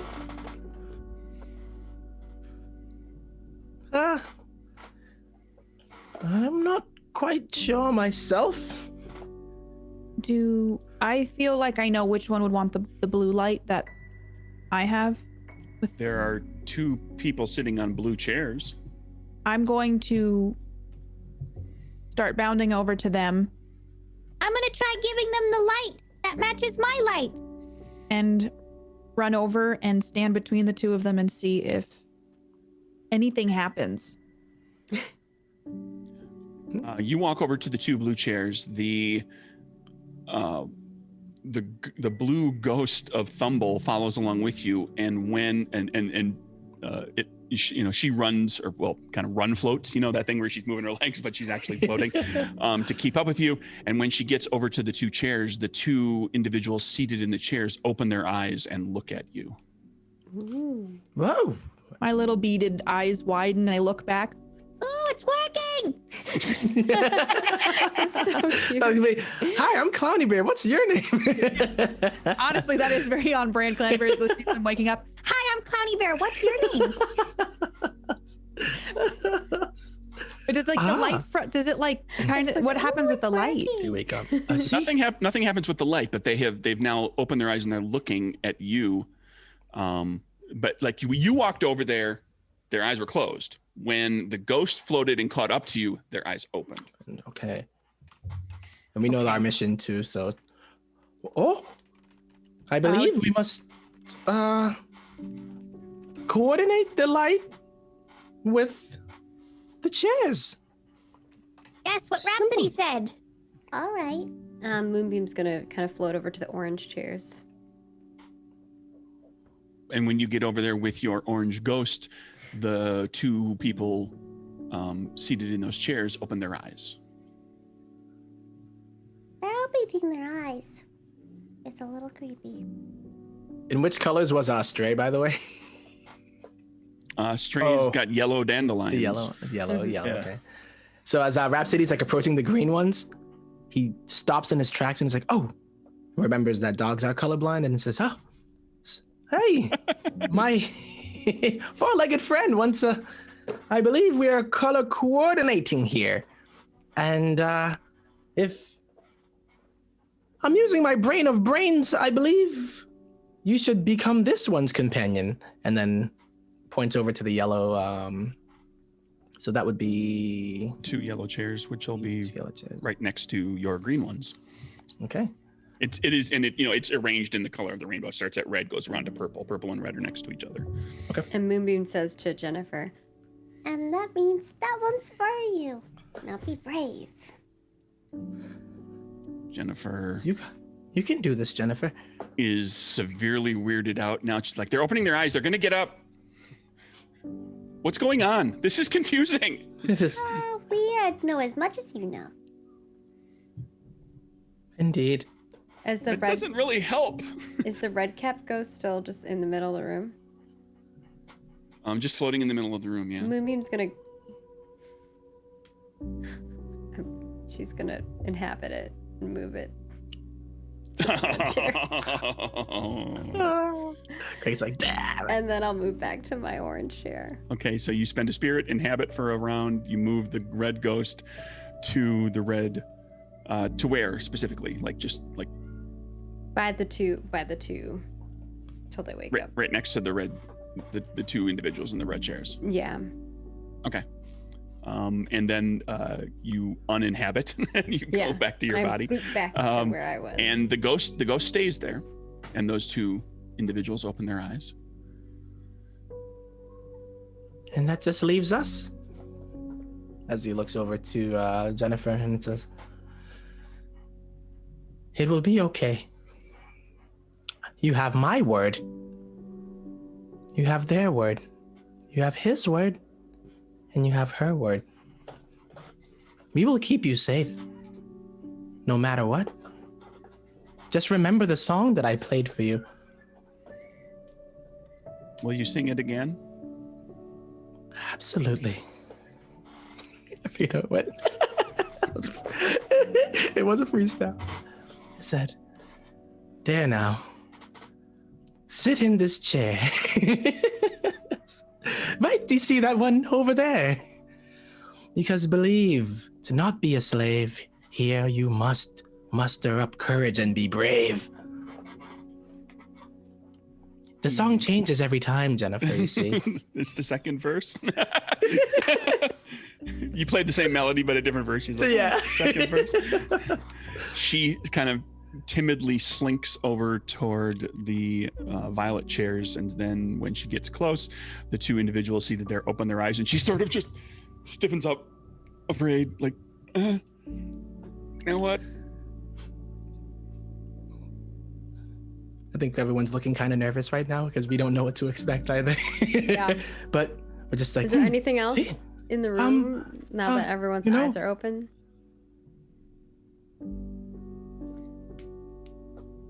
Indigo. There's indigos here in the at this point when now that you're all there, the black windows all the way around the room, it's like detinting, like the kind of glass glass that tints itself. It all detints and becomes clear glass, and now the light from outside, what light there is, given that it's overcast, kind of helps to light up the room, and all of you are standing with your respective ghosts. Very close to the seated individuals in the chairs of the corresponding colors. And Indigo is just looking at all of you. And I'm sure at some point somebody looks to him and he just says, "This is the first time I've seen this need to be done. I don't know what to do either. Maybe We go must in the return middle. the colors. None of them are glowing. They should be glowing. When they're seated in the chairs, they glow. The light keepers."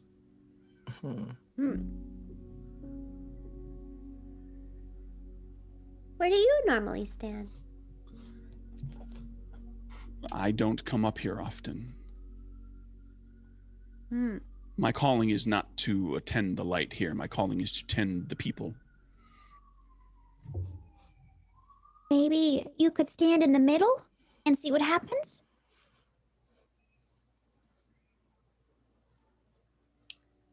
You're And muted. perhaps stand with your He arms floats- out like this.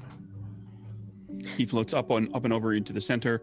Nothing happens. He holds his arms out. Nothing happens. He kind of floats up and around. He just tries to like just testing inflatable arm guy? testing a puzzle. Like go over here. Do if I do see this, anything go else up, in I the go down. room that like? There's literally nothing else in the room. There's the group of you, Indigo, the red ghost and the purple ghost, and all of your ghosts, the chairs and the people seated in them who are awake and are paying attention to what's going on, but are not glowing as Indigo says they should be. I think Moonbeam's gonna like look up really close to the orange ones and see Yeah.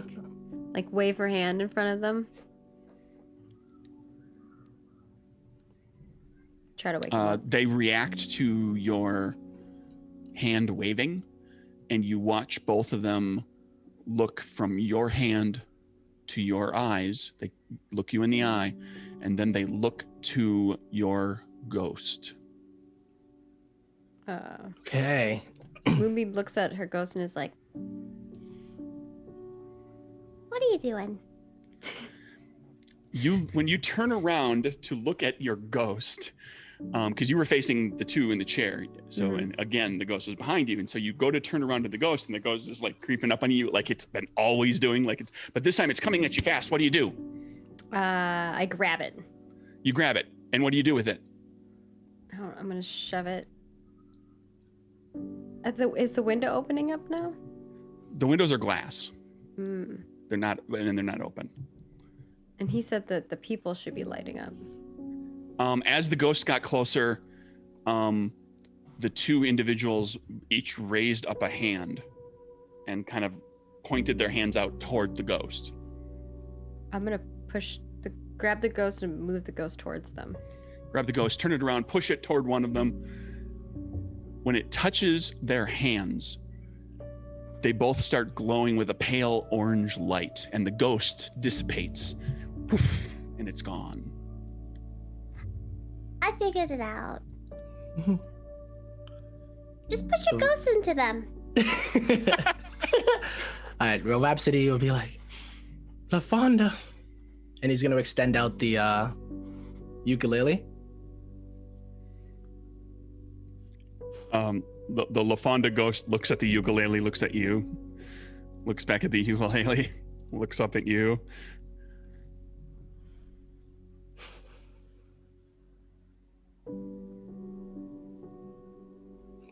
I kind of push it closer to her. One more time for old She time's sake. lurches for it. I let her grab it. You let her grab it.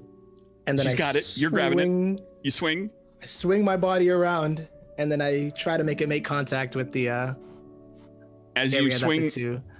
as you swing her around, the two figures seated there reach out and they touch the ghost, and the ghost dissipates. You've got your ukulele back, except where her hands were on it is now like just a shade, just a slightest shade of green, like it's like the wood's been colored, like it's been stained. And the ghosts disappear, and the two of them start glowing a pale green. I believe the sylph is right. As like a, you see this look of kind of almost sorrow, but still satisfaction in Rhapsody's eyes, but it's and he whispers into the ukulele afterwards. Almost relief, but at the same time, like, Stray, Honey Bear. I'll notice what Rhapsody and Moonbeam do, and if Thumble's still on my shoulder, sad Thumble, I want to just gently scoop her up and then kind of pass her to the two sitting there. As you scoop her up, she hugs you. Oh my god. As you take her and you pass her, and as you pass her out, she's facing you and she's holding her arms out like, no. Oh my god. As that's happening, I'm just going to whisper, I love you. and pass her to. And she makes contact with the two individuals. She whoosh, and disappears, and the two of them start to glow a pale blue. At this point, the red ghost, of its own volition, floats itself over to those two individuals, touching them, disappearing, and they start to glow red.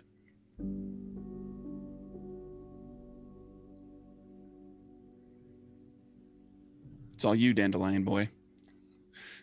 Good doggo. Yeah. I look at these frightening, fear-inducing, most beloved and precious to me weeds of the woodland realm, and just kind of look at my beloved dandelions that have caused so much torment and despair the past 24 hours.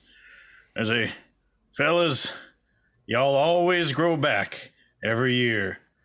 And then I do a good shake like a dog shakes, and just kind of I try to get all the dandelions to go into the direction of the other beloved entities. You'll come back. They all sort of float over there, touch the two individuals. They, a whole bunch of them. They all disappear, and the two of them begin to glow yellow. And now all that is left is Jennifer, the purple ghost, and she's looking at all of what's just happened here, and she is terrified. Her face is frozen in fear, and she said, "They're all gone. What's going to happen to me? Where did they go? Where am I Where did they go?"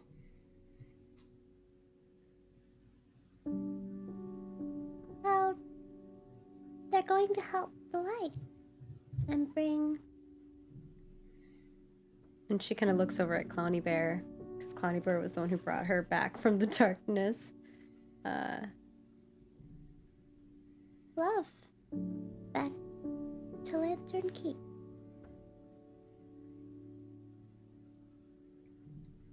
Jennifer? I was gonna say, I think I had. They had to go. This has to happen. We have to do this. Moonbeam nods.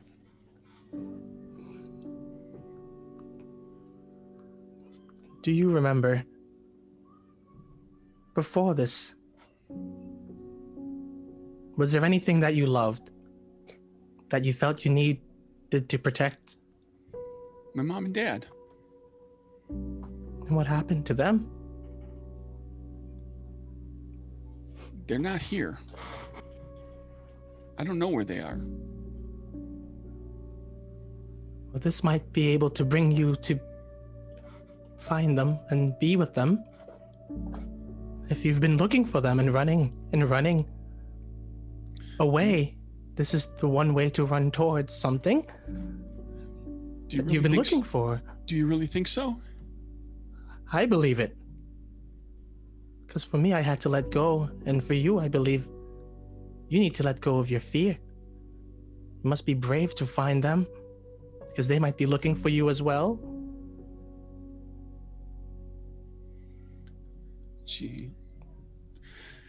She levels her shoulders, stands up straight, bolsters herself, and says, I hope this works. She closes her eyes and she steps forward and she touches the two individuals and she disappears, and the two of them start glowing purple. And just as she disappears, you hear her voice far away saying, let me out, let me out. And then she's gone. At that moment, all 12 of the individuals seated in the chairs glow brightly their respective colors. The colors mix together, they blast out of the windows, creating rainbow patterns that fly across the land. You look out the windows, you can see rainbow here, rainbow there, rainbow there. You're all filled with more love than you've ever felt. Like everything you've ever loved, everyone you've ever loved, all of it comes rushing to you. All of it overwhelms you. And all of you fall unconscious on the floor here. And you dream. In your dream, you're looking out the window in the lighthouse, in the lantern. And off in the distance, you see in all directions rainbows passing. Down below in the city, you see no ghosts flying about. And then you're flying quickly through the air. You're zooming along. You're pulled by something cold, by something dark, by something that has its claws in you. And you see ahead of you a caravan of people on the road heading toward the cracked mountain. Sitting at the front of the wagon, driving the wagon, is the red-cap Gork. And in the wagon is a cage.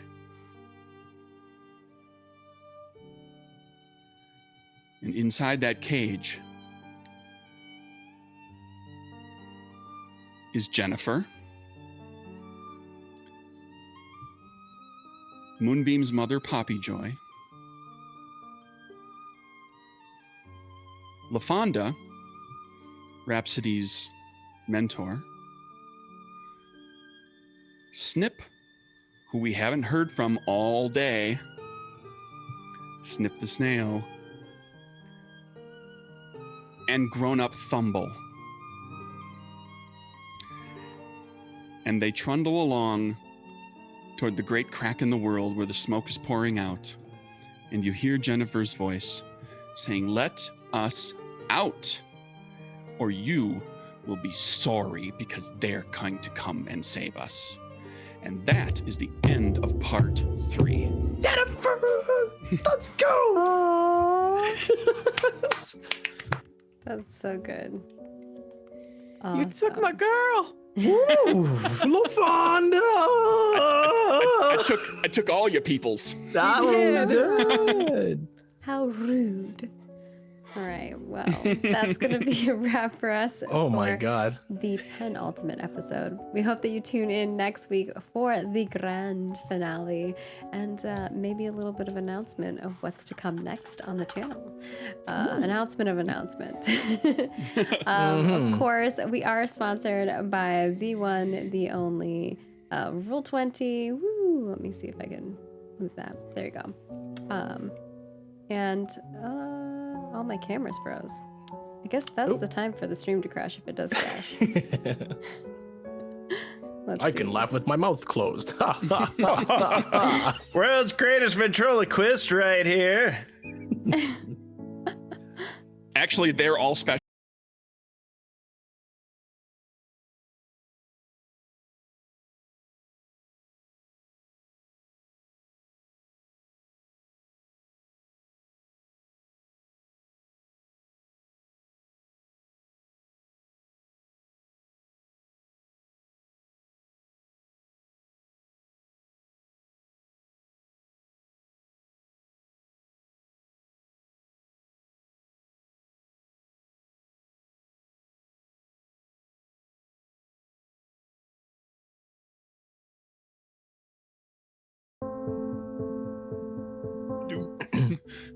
All right.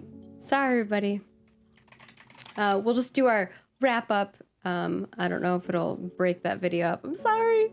Hey, it worked. But probably won't have that part on the end. We are sponsored by Roll20. You can go check them out in the affiliate links down below, as well as if you're watching us on YouTube, it'll be in the links down below in the description.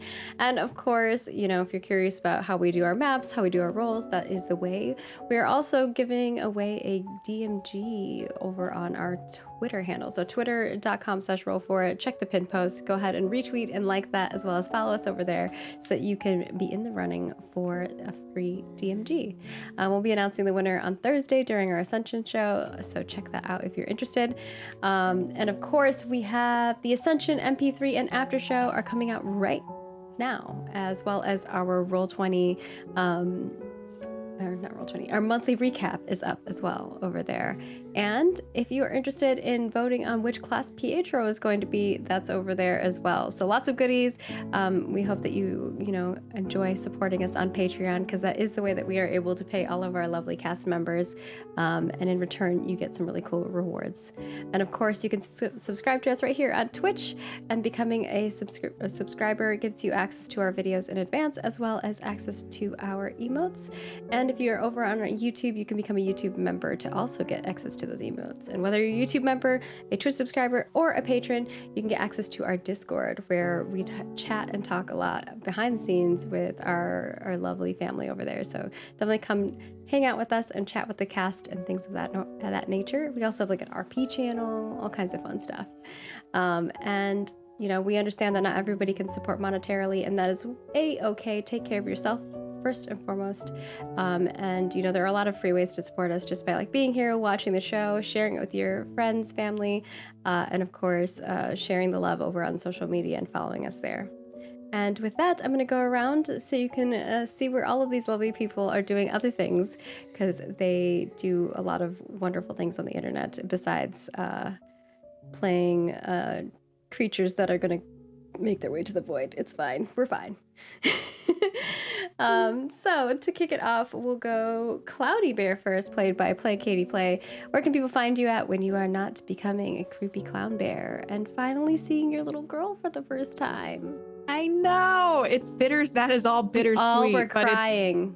I'm Oof. just glad that they were able to connect before the end of the show. And I hope we can save everybody's people, because that's Clowny Bear's new mission in life. But yeah, I play Clowny Bear. I'm Katie Peters Plays. You can find me on Twitch at Katie Peters Plays, on Twitter at Play Katie Play.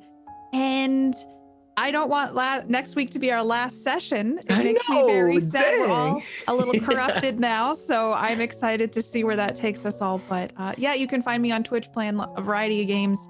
I try to tweet fun stuff, and then also I have a podcast called Katie Hasn't Seen That, where I watch movies I should have seen by now, but haven't. So that's me. I'm excited for next week, but also sad. Next up, we've got Stray, played by Wise Papa Grant. Where can people find you at when you are not trying to be the best puppers, marching all the shadow beasts around and, trying to protect your fam? I will do a protect for the fam. You can find me on Twitter at Wise Papa Grant.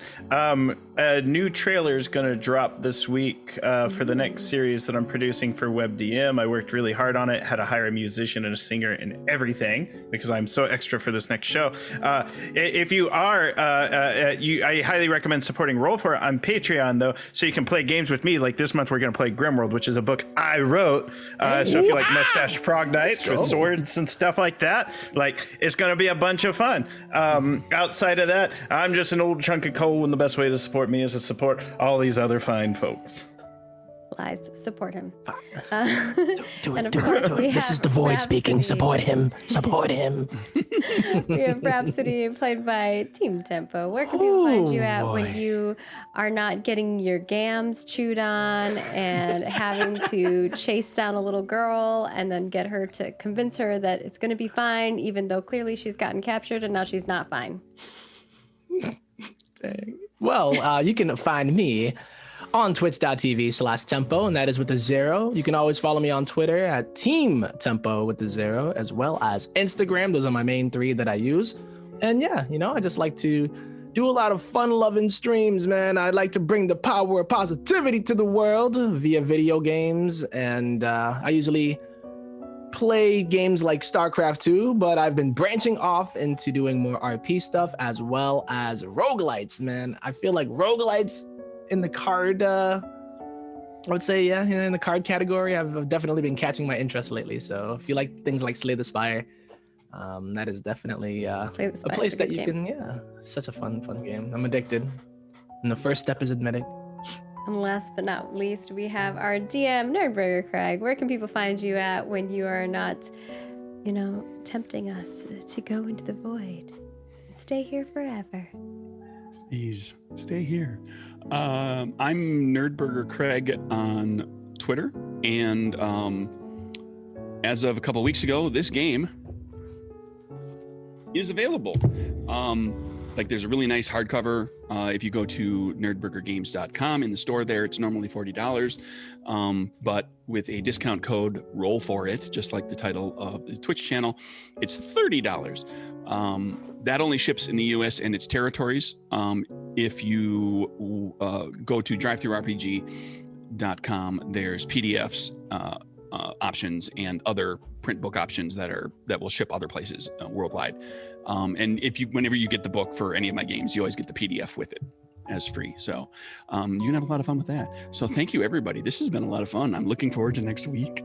I'm nervous. This is one of those moments when the GM is like, okay, now it's all coming together. Yes. I'm very, Lots of very payoffs. nervous. So hit me up on Twitter, talk to me there. I'm chatty, super chatty. Perfect.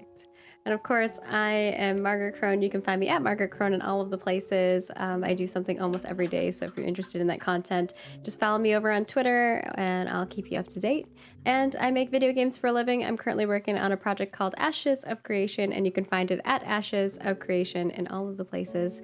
And we shall see you next week. We're going to go record an after show that you'll definitely want to tune into. I have a lot of questions for Katie because that was an emotional episode. And we'll see you MVP. again. Don't forget, tomorrow, 10 a.m. Pacific, 6 p.m. GMT, right here, twitch.tv/roll4, we will have another episode of The Last Stitch that you don't want to miss. Toodles.